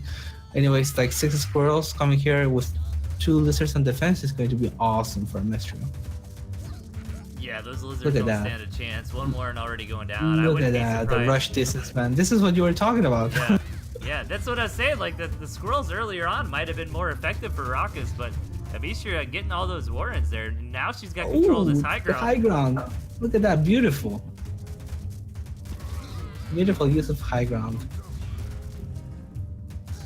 Oh, there's a train coming by. Let me mute myself. Oh yeah, no worries. I'll take it for a minute. But yeah, Mishra had taken that campfire just to get some territory, reinforce, and why not? She's got this aggressive posture here. I'd love to see this barbed wire maybe get sold off. Even if it doesn't, though, it's not a super big investment. But once this campfire comes out, she might actually. Oh my God! If she puts a barbed wire on this tile in this high ground right here, that would be insane. Please do it. Oh man, I would be so excited. No, gonna put some more warrens over here. I like this. You know, the plan is to keep the aggression up. But just one piece of barbed wire right there on that tile. That's the only ramp going up to this high ground. So these units going onto the high ground would be perfectly protected. But Rockus is coming out of his defender's advantage here. This is a little bit questionable. I believe Amishra's commander died. Yeah. So actually, Rockus takes that engagement. If Mishra's commander was there to micro those squirrels, then she would have definitely came out on top. But this is exactly what Rockus needed to stay in this game. And Mishra might have made a bit of a mistake trying to tech up to the ferrets. Like, ferret number 1 is here, and it's going to be good, but we're kind of in this really scrappy tier 1. Are you back here, Mishi? Back. Oh, you cut out a little bit there.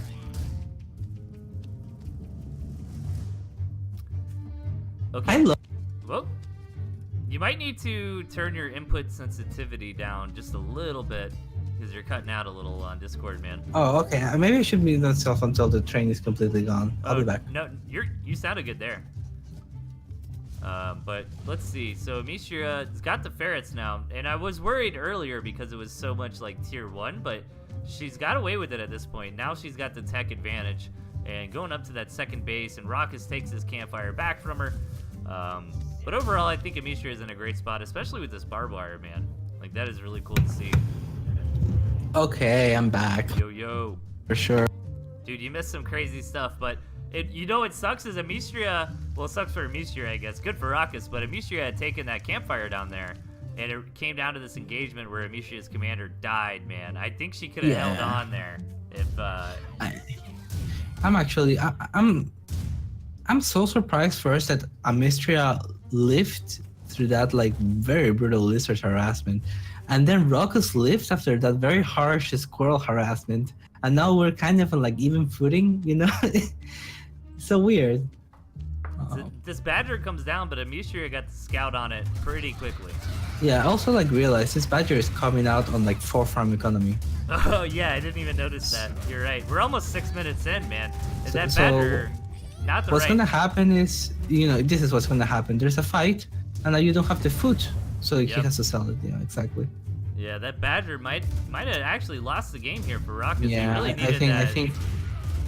I think you're completely right. I think he loses because of the badger. Yeah, if that was another tier 1 warren or 2, man, that would really help give him the extra oomph he needed. Yeah, probably what would have been safer would have been to get some skunks, because of this, like, you know, ferrets and squirrels. Skunks are really good against that. Yeah. Or like get some eco there and the safer mill to the right. Okay, so we have a best of 3 between Protocam and Ultra Fresh. Now, Ultra Fresh, I don't remember who his opponent was. It might have been Protocam. in the game with the 20 to 25 fox deaths, man. Oh, dude. Crazy. That was insane. We were just talking about it before the stream started. Yeah. And Ultra Fresh is just kind of known for some crazy builds. I think he's a newer player, but just really cool to see somebody go outside the box like that. So I'm excited for these games, man. Are you ready to hop into match number 10 here? Okay. Then let's do it. 3, 2, 1, go. Okay, spawning in the right, we've got Protocam. And up in the north, we've got Ultra Fresh. Yeah, look at this build. This is what I was talking about, man. Badger You know, this is a little bit off topic, but if someone made like a toothpaste and they called it Ultra Fresh, like I would buy that every time, you know? Yeah, I could already see it with like the blue, like underline that kind of looks like toothpaste on top of the toothbrush. You know what I mean? It kind of like I know what you mean. Italic font, dude. I could see that box. I would buy it. Hell yeah, man. Okay, so both Badgers here, but this is what I was talking about from Ultra Fresh. I mean, look at his deck composition here. It's just totally bananas, and let's see if he can make it work. What is he going for? He's saving money. All right. Yeah, what was happening here? But I mean, actually, this, I can totally see this working. You just like turtle up with machine guns and artilleries, get a pigeon, badger, wolf, ball, and then just A move. Actually, you can't really A move because like badger needs some control. Yeah. But wolf buff badger is no joke, man. That's very true. And that could really make up for the loss of revving up on commanders. But yeah, and this is actually not bad for Ultra Fresh. These 3 bases, you know, would be pretty easy to defend. You know, I think he's got a better spawn than Protocam. Well, Protocam gets a second. The question is, how does he possibly hold this tier 3 Warren against lizards? I just don't see it. We're about to find out, I guess. Now, Protocam needs to get that scout off, but even just scouting his opponent's base and not seeing, you know, this really base is so anything open, else. he has to put MGs on every corner and then can't protect tier 3. Seeing the MGs come up, it should be like a red flag, you know, that a tier 3 is coming, right? Yeah, Protocam should know. There's some tier 3. He should be moving out with the lizards now. Getting some squirrels now. Oh, he's taking so long though. Oh, he makes his own badger. Yeah. I think Protocam had that window, but he didn't quite put the puzzle together in time, you know? The badgers. Supply blocked. He needs to sell off these turrets. But that could be risky Yeah, he to can do. sell them. I would Oh, totally, he's I would totally do supply it. blocked. Yeah, he needs to sell stuff now. No, like sell stuff, not put more stuff. There you go. Now you just wait for it, right? Oh no, why would you sell it? Oh man, yeah, this is, yeah. It's alright. Ultra Fresh getting away with his badger though, man, and Protocam actually teched out of his own badger and going just straight lizard. Now he never scouted the tier 3 from Ultra Fresh though. Yeah, I want to see the wolf now, man. 16, 18 squirrels going up to 27 lizards. That's a lot. The badger's gonna have a bad time. Yeah, he needs to move out with these lizards. Or maybe, man. He needs to or do maybe something. he'll have the time of his life, man. It depends. Man, you see, if he hadn't supply blocked this badger, he would already be out. Just kind of comes right through the front here. Well, MGs are doing work though. It's actually kind of working. Now the badger's here. He's gonna push this back, but he took a lot of damage there. I think. Oh man, I don't know, man. I think Protocam is losing here. Yeah, I think Ultra Fresh wins with this push. You gotta go in. You gotta be decisive. Yeah, he's Can't got have him. It's now or never. The longer Oh you my wait, god, the more this is lizards. 15 lizards already though. Target fire on the badger. That might actually be too much. No, the badger gets the rev up. Gonna mow down these lizards in time, and that should be game. Okay, yeah, this seems a bit rough. If he gets to rev the badger, oh, but no, he unrevs it. Man, this badger is so scary. That pigeon actually healing the badger, not the injured squirrels. And as I say that, it's his target. But I think the badger just wins from here, man. Protocam just doesn't have enough lizards anymore, and sure enough, he taps out. But this is a best of 3 game. I'm not sure if it was from an event or if they just played a best of 3. I think Protocam's in chat though, so if you want to mention what this is from, man, go for it. That's pretty cool, man. Keeping the meta fresh. I like it. So game number 2 here. Are you ready, Mishi? Oh yeah. Let's do it. 3, 2, 1, go. All right, spawning on the right, we've got Protocam. And all the way to the left, we got Ultra Fresh. So Ultra Fresh up 1 game. Now he's changing it up. Badger Boar. He really likes his double tier 3s. I think the Badger Wolf You know, synergize better though. I have this idea of like Ultra Fresh being. I don't know how long he has been in the game. I assume that he's relatively new, and you know, for relatively new players, it feels so awesome to get a tier 3. You know, Oh, you, yeah. you feel like you know, like the king of the world. You get your boar out and you burn everything. Dude, you hit Super so- Saiyan power level, man. When that tier Exactly. 3. So why not get 2? You know what I Yeah. mean? Oh yeah, I've done it. I've practiced that before, man. I've run Owl Fox. I've run Fox Wolf. It can work. Mm-hmm. Yeah, look at Print F, right? He got Yeah. the Wolf Kasha. Oh my god. He was doing that very, very successfully against High level, players. too. Yeah, absolutely. So let's see what these guys decide to go for here. We're expecting to see a couple tier 1s go down before any big decisions get made. That's normally what happens, but Ultra Fresh actually going for a very, very fast expansion here, and Protocam just kind of opening with the standard play. Mm-hmm. Protocam is saying that it was a friendly best of 3 Yeah, okay. with Ghost as a referee. Nice. Dude, That's pretty cool, man. Ghost is into some good music, man. Me and him were chatting about rock bands the other day. He knows the stuff. He gave me yeah? some good recommendations. But let's see. Okay, Hey, you so gotta give me some. Oh, what's this? you- Forward campfire. Yeah, Dude, that campfire that campfire is where you wanna be, man. Oh If yeah, you can secure this high ground, you're in that spot. that's basically it. Now, even if he gets this though, and Ultra Fresh has to stay on this low ground, at least he's got 3 bases down here. Like that's pretty good. But I mean, there is this really crazy stuff you can do where you can like go across the water. right, You know, if you don't want to cross this high ground, but that's like a one-way trip. You know what I mean? I think if you are a new player though, just to clarify here, like if you see your opponent kind of trying to stretch their tendrils out onto the map this far, the correct play, and correct me if I'm wrong, Mishi, but you gotta shut this down immediately. Like you can't let Yeah. Protocam secure this area, because otherwise he's gonna get out of control.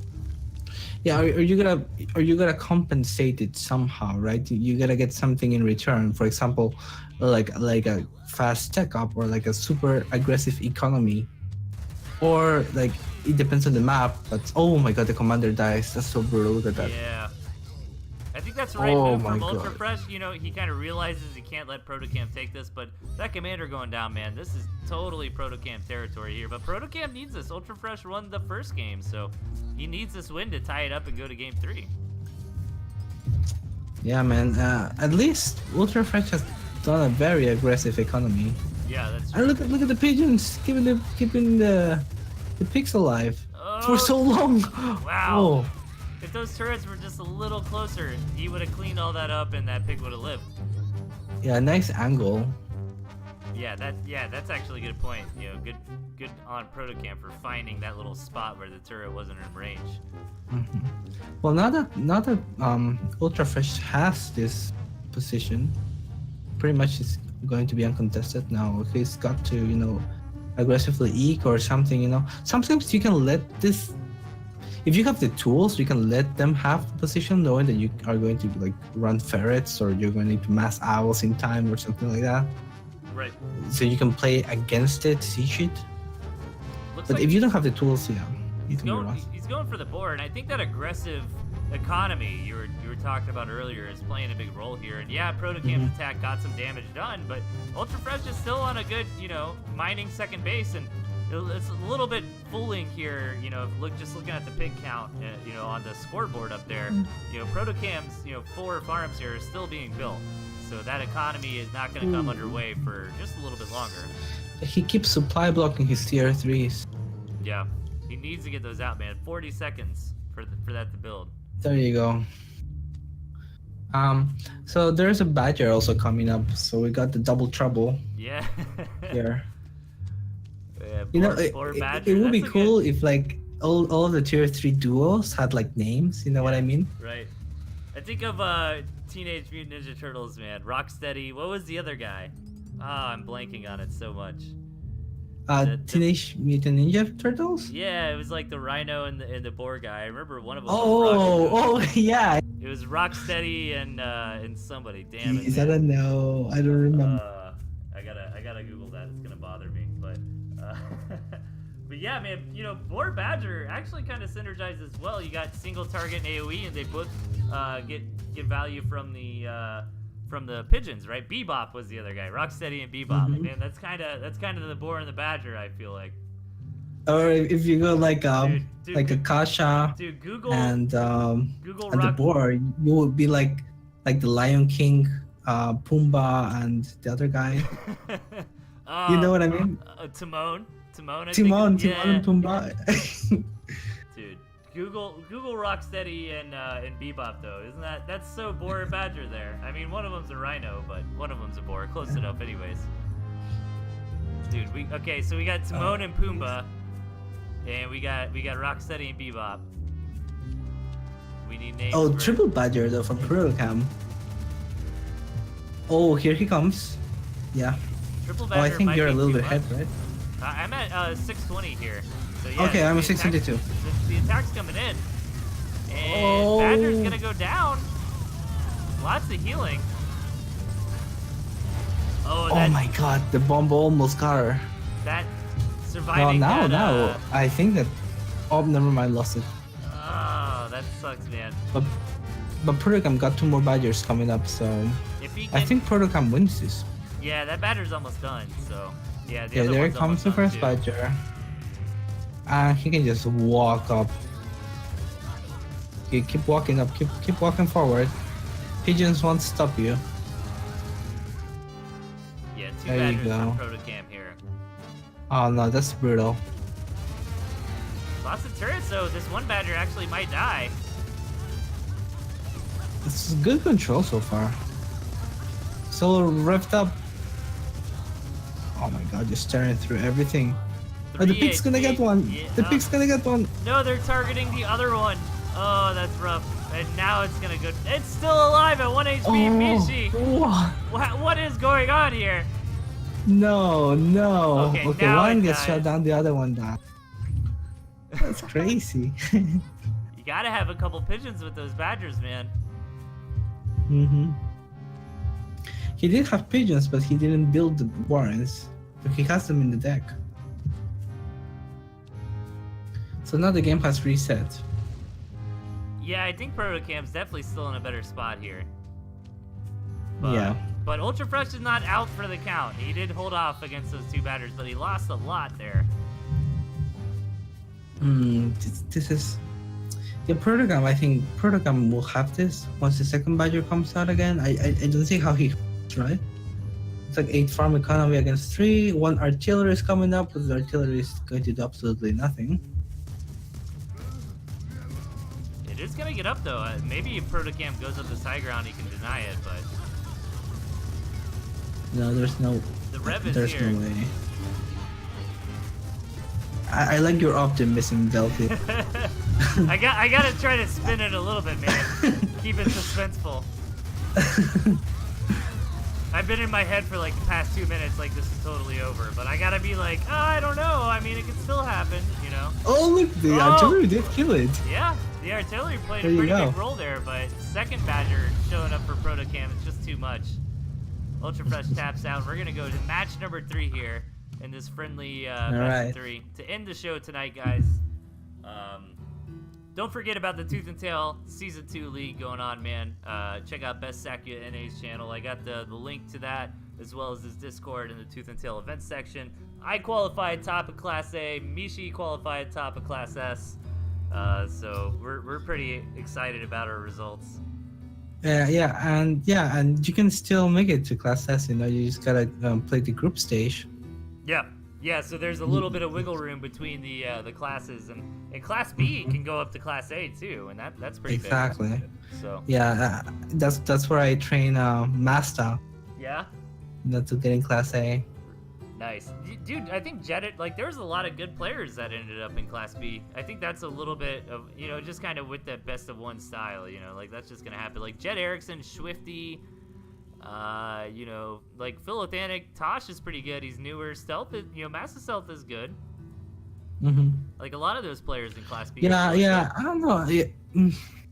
I don't know if I like that system better than the whole just using the ladder. Not sure. I like the using the ladder idea. I think that's. I like the using the ladder idea. It incentive. also gives you some incentive to get into the ladder. Yeah, especially qualify. Andy's really cool if you reach out to him about stuff. Especially if we asked Andy like, hey, could you do a ladder reset? Like, okay, season 2 is gonna start. Let's do a ladder reset, right? And then everybody climbs together. That would be super awesome. But anyways, guys, and then the Tooth and Tail PvP campaign, man, that I'm gonna be hosting. A lot of people are involved with this project. Definitely check it out. I think it's one of the most like extravagant, kind of over the top events we've ever seen in Tooth and Tail. So I'm really excited for it with the custom and maps. there's awesome art as well. Yeah, all the artwork, the scenarios, storylines being developed. Like 5 or 6 guys are working really, really hard on this, and I'm gonna cast that. So day 1, it's gonna be me and Jet Erickson on the like regular. So day 1's gonna be like a regular tournament, best of 3. Jet Erickson and I will cast that. And then day 2, it's gonna be the factions fighting each other in the custom scenarios with the lore involved and stuff like that. And that'll be me and Gabany, the head writer. Gabany casted with me on Tuesday night. I think he did really well, man, and we had a good time. So I'm looking forward to it, man. We got a lot of cool stuff going on in the scene right now. But all right, Delthius, yes, sir. how do you sign up for the event? For which event? For the Tooth and Tail PvP campaign? You have to go, if you look in the Tooth and Tail events section, underneath the stream you're watching right now, there's a link to the Google Doc and a link to the Discord there. And all the information you need is presented there, and you'll have a good time, man. You just gotta click those buttons. Are you signed up? Is there like an announced date yet? Yes, there is. I believe it's May 26th and May 27th. Awesome. Are the 2 days. Yeah, I'm actually signed up. I'm part of the Common Folk. I put together the first thing, Yeah, I've seen you in the in the Common Folk chat channel there. I just want to double check I'm correct on those dates real quick. Let me look at the announcements. Yep, it's going to be May 26th, May 27th, and okay, so if you guys hate the time, then you can yell at me, but I figured this time worked best for everybody. It's going to be at 8 p.m. CEST, but that translates to 11 a.m. PST and 2 p.m. EST, and I figured that was fair for anybody, like, kind of from, like, California to Europe, right? Like, if you're in California, it's at 11, so it's not too early, and if you're in Europe, then it starts around 8 or 9, so it's not too late. So I thought that's pretty cool. Good stuff. Pretty good times. But anyways, guys, let's hop into the last match of the night here. We got game number 3 in the series between Protocam and Ultra Fresh. Are you ready, Mishi? Oh yeah, let's do it. Let's do it, man. 3, 2, 1, go. Okay, spawning on the left, we've got Protocam. And on the right, we've got Ultra Fresh. Dude, look how many bridges are on this map, man. It just looks crazy. One of those maps, no? Hollandale? Dude, this is nuts. Yeah, Ultra Fresh has got those 2 campfires I think are pretty easy for him to get in that 12 o'clock. But look at his deck, man. Squirrel, Owl, and Defense. I like I already love this guy. Dude. He's come up with very crazy creative decks that I can actually see working. You know what I mean? Absolutely. It's not like, oh yeah, I'll just like randomly pick a bunch of. No, these decks are legit. There are crazy ideas, but you can win games with them. Right. Set up defenses, grab eco up, get like 5 out, start harassing. Ultra Fresh going for the contained gristmill here, though. So we're gonna see some aggression here shortly. I wonder what. I think you start off with a couple turrets and kind of, evolve into the balloon. You can't. You gotta contest this. Like there's. Oh, he goes. You gotta do something. Protocam has to know about this, right? Yes, he does. Oh, I think. Yeah, he does. Is he just gonna? He's just like abandoning ship. Yeah, I think he's bailing. So he's Ah. Ultra Fresh is gonna lose what two farms to that balloon, right? It shouldn't be more than that. Oh, Is okay. it even? Yeah, it's in range. Yeah, I thought the same thing for a split second and kind of waited. No, actually, only loses one pig. The other one will be in range. yeah. Once it moves, there you go. Yeah, he's got to walk around a little bit, but that should Kills- be it. Kills 2. It already worthwhile. He can sell the balloon, switch it for an artillery, and start ecoing up on that farm, on that mill. Protocam's Meanwhile, gonna the counter. Yeah. Interesting here. Ooh, he's gotta put an MG down there, but Protocam only has MGs, so. Ooh, that's actually. Oh no, going for like triple squirrel. I actually think that's the right play. That's gonna be Oh, there we way go. more effective. Ultra Fresh like getting the artillery down, but he doesn't scout these triple squirrels. Oh, he's in huge trouble. This is already too late. Yeah, he doesn't see it. He doesn't even see that the Gristmal's been taken. Oh no, this is disaster. Oh no. He still doesn't know. He's got it. Oh, the squirrels are already here. Oh no. Oh no, these MGs are all going to die. He needs to. No. He needs to put down the squirrel warrants. That's what he has to. It was almost. Look at even how too he late. pulls the. Like, if he put down No, he squirrels, needs he to. would have had to put him in the back. But yeah, now he does it, and I think you're. Yeah, now it's too late. Yeah. But at the same time, the artillery should be in range once he gets vision on that. He could also just abandon ship. You know what I mean? Yeah. And like go to the other. But even That's still, exactly what he's gonna do. Protocam's got all these squirrels, man, that can come over. No, here. But that already cannon. also- Yeah, you're right. Yeah. Yeah. He puts down the squirrel warrants. First things, no, just put the squirrel warrants. Oh, he doesn't put any warrants down. He's just hoping that the artillery will save his day. I think it will. The Falcons are gonna make this more difficult, but I mean, 9 squirrels with the arty cannon there. I think he's okay, right? Yeah, also Ultra Fresh has strong economic advantage on top of all of that. I mean the Protocam. I just don't see how Ultra Fresh works. He can come from this specific angle. I don't think the artillery is gonna be in range. Ooh, wasting a couple shots on the commander Oh. there. Yeah, the arty cannon is in range, but he's gonna get all the pigs regardless. That's the damage he needed. Yeah, oh, he's dead. He's dead. Oh man, he's got the sweet spot here. Yeah, that's probably gonna be game.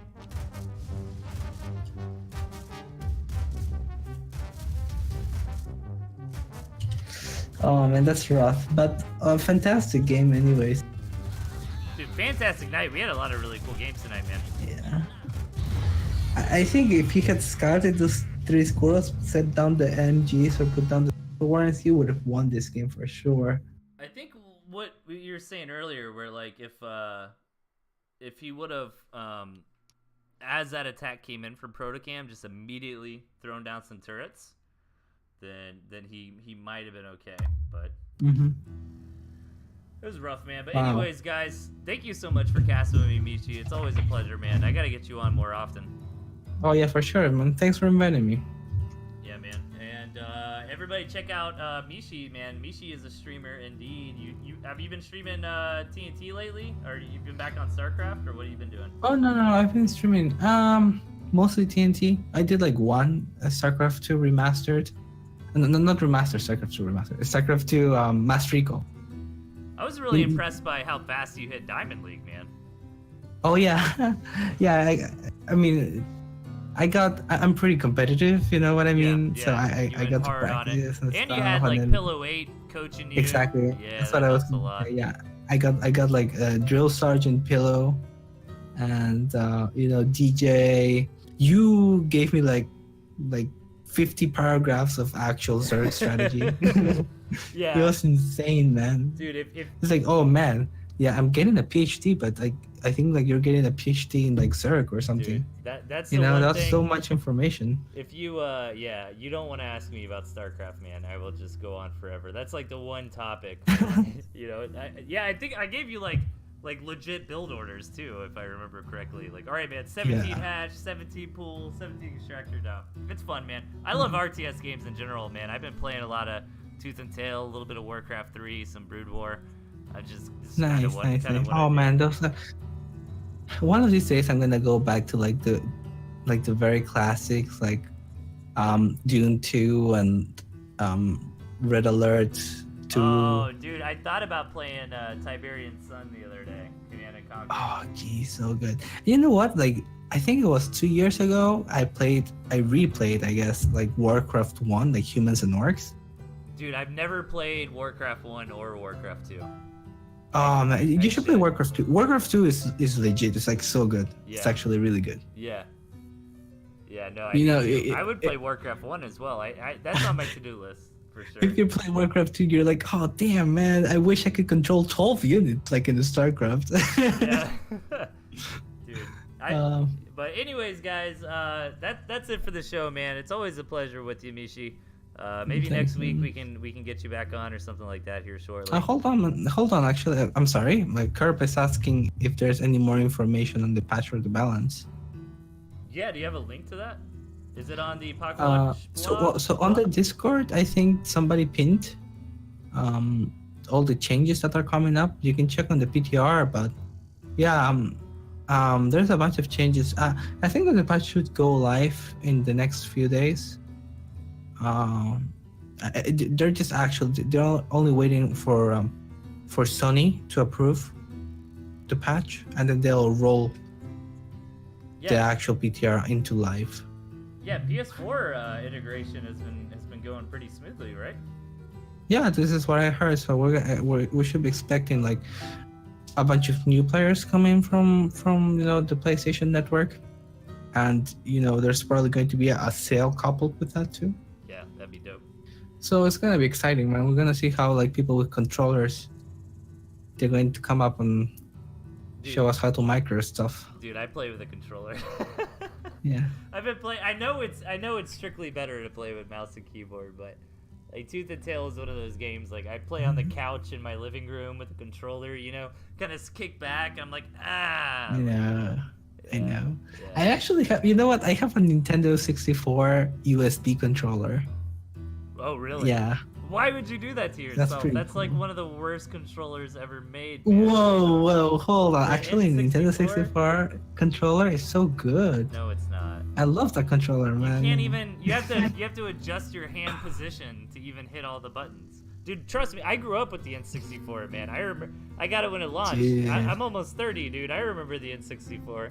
But no, I got it. Oh my god! When I opened it up and I played like Super Mario 64. Oh. I remember my stepdad when we revealed Mario 64 for the first time. I was playing it. He was looking at it just like shell shocked, and he was like, "Dude, it is never gonna get better than this." That's what he was saying. I know. I was so thinking to blown myself away. exactly the same. Yeah. I was so blown away by the graphics. I'm like, oh my god. It's never gonna get better. And like, go Google an image of Mario 64 now. Like, it just looks like complete garbage. Mm-hmm. It's insane. I also replayed Mario 64. Like that's why I got my Nintendo 64 controller. Nice. You know what? I'm gonna say it holds up. Yeah. Oh yeah. It holds up really well. It actually, garbage is a strong word to use. There's kind of some of these older 3D games that really do look terrible, but some of them actually kind of hold it. Like I feel like Mario 64, looking at it today, really doesn't look terrible. But that's why I like a lot of the old school RPGs. Like Final Fantasy VI or something, because it's all pixel art, and pixel art holds up really well. Also, like I think that because like the graphics were like lighter, they didn't spend a lot of like space on the graphics. They actually had like usually like long, drawn out and very thematic stories. Like if you play Mario 64, right? The story is really long. Yeah. It took you a while to actually get all the stars and stuff like that. Dude, I 100%ed it when I was a kid, man. Every star, dude. And then Yoshi on the roof. Oh, Yoshi on the roof, that you went down to like a little canyon that was by a river, and then that showed you all the way to the top, right? Yeah. Oh, and the little thing where you would enter the palace, and then you would like look up into the art the Da Vinci's art, and it would send you to the all flying level. Yeah, the Remember that flying one? zone. Yep, that was a good Oh one. my God, Dude, have you that's so ever good. seen anybody speedrun Mario? Yeah, I have. Oh, It's crazy, dude. it is insane. They do it in like 5 minutes. There's like 1,000 glitches, and they just beat it. Dude, the Super Mario 3 speedrun for the NES is probably the most impressive to me. Like dude, it's like 15 minutes long or something, and by the Bowser level, like he's just, like at the end of Super Mario 3, where like, you're against like the tanks and all the cannon shots and all that kind of stuff. Dude, that game is so sick. I love it. He was just chaining, like jumping on all the different bullet bills and the enemies and stuff, and just getting like hundreds of 1-ups, because after you hit like, And 1-ups, yeah. after like 5 or 6 chains, like every single hit would give you a 1-up. It was just insane to watch. So crazy. Yeah, I have actually watched this. It's so cool. Maybe Strawberry has maybe done some speedruns like this, right? Yeah. I know he's known for speedrunning, man. I need to see what he's going for. What was that game? Did you see that? I'm not gonna be able to remember it well enough to describe it, but it was this like indie Steam game that came out recently, where you had like this hammer and you're like trying to climb over stuff, like trees. Oh, I know. Yeah, I know what you mean. I actually beat it. Did you beat it? Dude, that game was like I beat it on the stream. My wife watches so watches a lot of Game Grumps, so I kind of watch it with her sometimes. I'm trying to remember. Getting over it. Maybe that was Get the over name of it. Something like this. Yeah, it kind of like would talk Getting about over it stress. with Bennett Foddy. Yeah. Is the name of it. Dude, have you seen a speed run of that game? Oh, I've seen it. They Oh, do it in 5 minutes or something. That was one of the It's most impressive insane. things I've ever seen, man. That was nuts. Actually, I think it's more like 3 minutes, right? Oh yeah, Something no, like it 3 was minutes. ridiculously fast. Like, I don't know, some kid, man, too much time on their hands. Getting over it, says March Faster in the chat. Yeah, watch that speed run, dude. That'll change your life, man. Yeah. No, I actually have. It's so crazy. I did beat it. It took me so long to beat it, and I think I lost a few years of my lifespan. You got a couple ulcers, Oh my god, it's so frustrating. If you have like patience problems, or you have like violence things happening, I don't suggest you play that game. Oh, dude, the game can get quite infuriating. I've mellowed out so much with getting older, man. Like I don't get mad anymore. Like ladder anxiety or like getting angry at a loss or something like that. Like I just like I don't at all anymore, man. But something like that might trigger it. I don't know. That's pretty rough.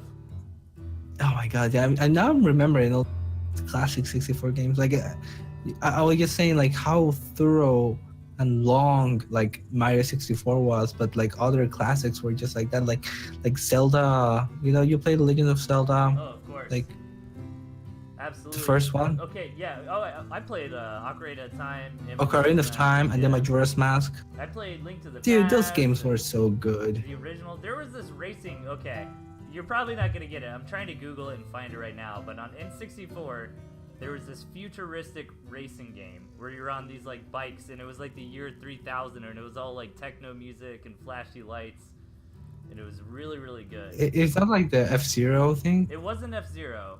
Hang on. I might be able to find it in time. But Yeah, I actually don't remember that one. yeah, I really, really enjoyed that game. Extreme G. That's No, what it's I've called. never heard of it. I think that was it. Yeah, that game was great. That was one of those games I rented from like Blockbuster, back in the N64 days. Mm-hmm. And like GoldenEye and like Perfect Dark. Yeah, Perfect Dark was really good. What about that game where you're like the blue dude in outer space with the gun? What was that game? 64. There's The a lot blue of, dude in outer space with a gun. Yeah, I know it's a weird way to describe it. And there was like I don't know, man. N64. God, hang on. Once I say it, you'll know it. I'm trying to find it online. Alien bug game, yeah. Blue dude in space with a gun. Jet Force Gemini, man. Oh, Jet Force Gemini! Yeah! Oh, that was one of my. Dude. Oh my god, Jet Force Gemini, man. That was my jam. Or Turok. Turok was good. And Classic Metal says Doom, also really good. Doom on the N64? No. Doom, well, there was Doom on the N64 too, I think, but I remember it like the original. Oh you yeah, know? like the DOS or not necessarily Like the DOS version. Yeah. like early computing. Where you just like you start the level, you go to the left, Yep. get the chains, the chain thing. Dude, did you ever play Chainsaw. Diddy Kong Racing? I don't think that game would hold Yes, up, but I played Diddy Kong Racing. I played it so good, much man. when I was a kid. That was another good N64 game. What about that game where you're the little kid with all the different elements? Do you know? Fire Emblem? No, it wasn't Fire Emblem. Oh man, you were like this little kid. Oh, with parted like hair. Quest? Quest, yes. I think Quest 64? Quest Yeah, I played that one too. That one is a bit more obscure though, I think. Yeah. I don't think it was amazing. I played it when I was at that age where you kind of like trusted that video games were good. So I didn't really realize that games were bad. I just thought they were really hard, if that makes sense. Because I was like so naive, and I was like, well, it must be good. Look, I actually enjoyed that game a lot. Maybe it's because I was like young, and just so inquisitive, I guess. But I did enjoy that game. But looking back into it, I think it was very like grindy. You know, it was kind of like a grind. No, I don't think it was a good game objectively. I just remember it like from my childhood and remember it kicking my ass.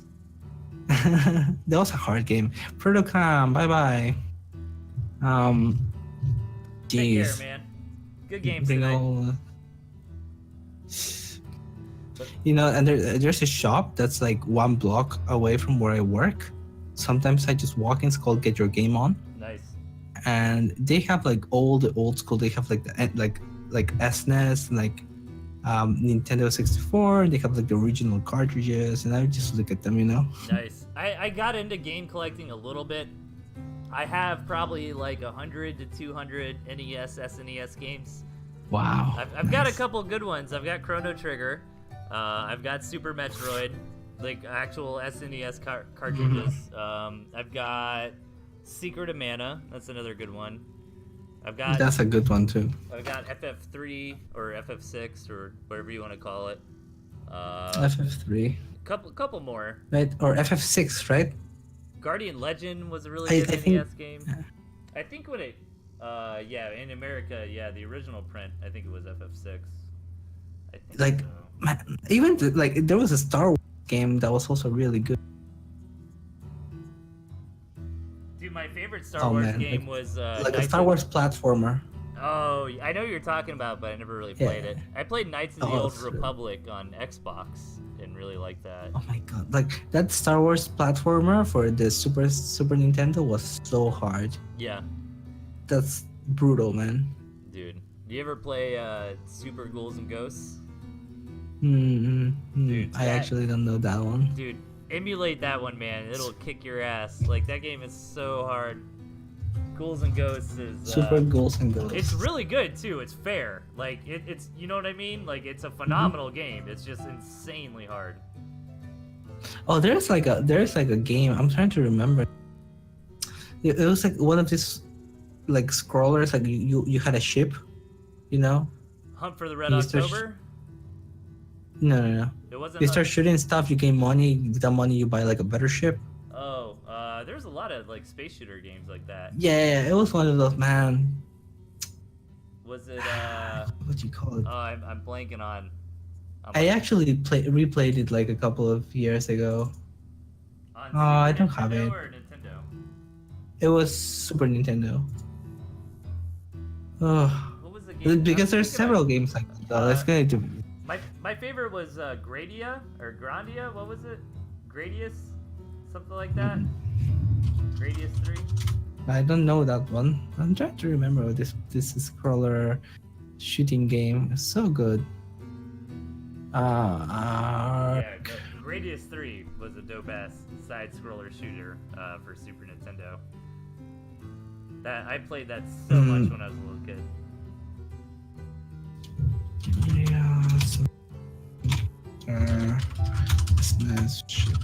What about Metal Slug? Oh, I just watched that game. I actually didn't get to play it. Oh yeah. I played like a game that was called Cobra, I think, something like that. Cobra. I played Metal Slug like in the arcade. I never had it on a system. You know, I've actually played like the original Super Mario for the NES in arcade. Oh, Like I've 2 never years played. ago, when I went to do my laundry, I used to go to like a laundromat like 2 years ago. So I would pick up all my clothes and then I would take the bus, and then I would go to the laundromat, which like one time it actually caught on fire, but that's another story. But in this laundromat, they had like the original Mario art. That was so cool. Dude, that is awesome. Like an actual arcade. Mm-hmm. I played like like every now and then I play, I play a lot of shows at like bars, venues and stuff, and they'll have like arcade boxes in there from time to time. Lots of like Galaga, Street Fighter, stuff like that. That's always a lot of fun. Mm-hmm. But alright guys, I guess we're gonna call the stream, man. It was a ton of fun having you on, Mishi. We'll definitely need to do it again soon. Oh yeah, anytime, man. Thanks for having me over. Right on. Well, alright guys, you're all a bunch of beautiful nerds, and I will see y'all back next Tuesday. Make sure to submit replays to ToothAndTailTV at gmail.com. Keep your eye on the Tooth and Tail League Season 2 and the PvP campaign coming up shortly. And have a good weekend, guys, and I will see you guys next week. See you guys.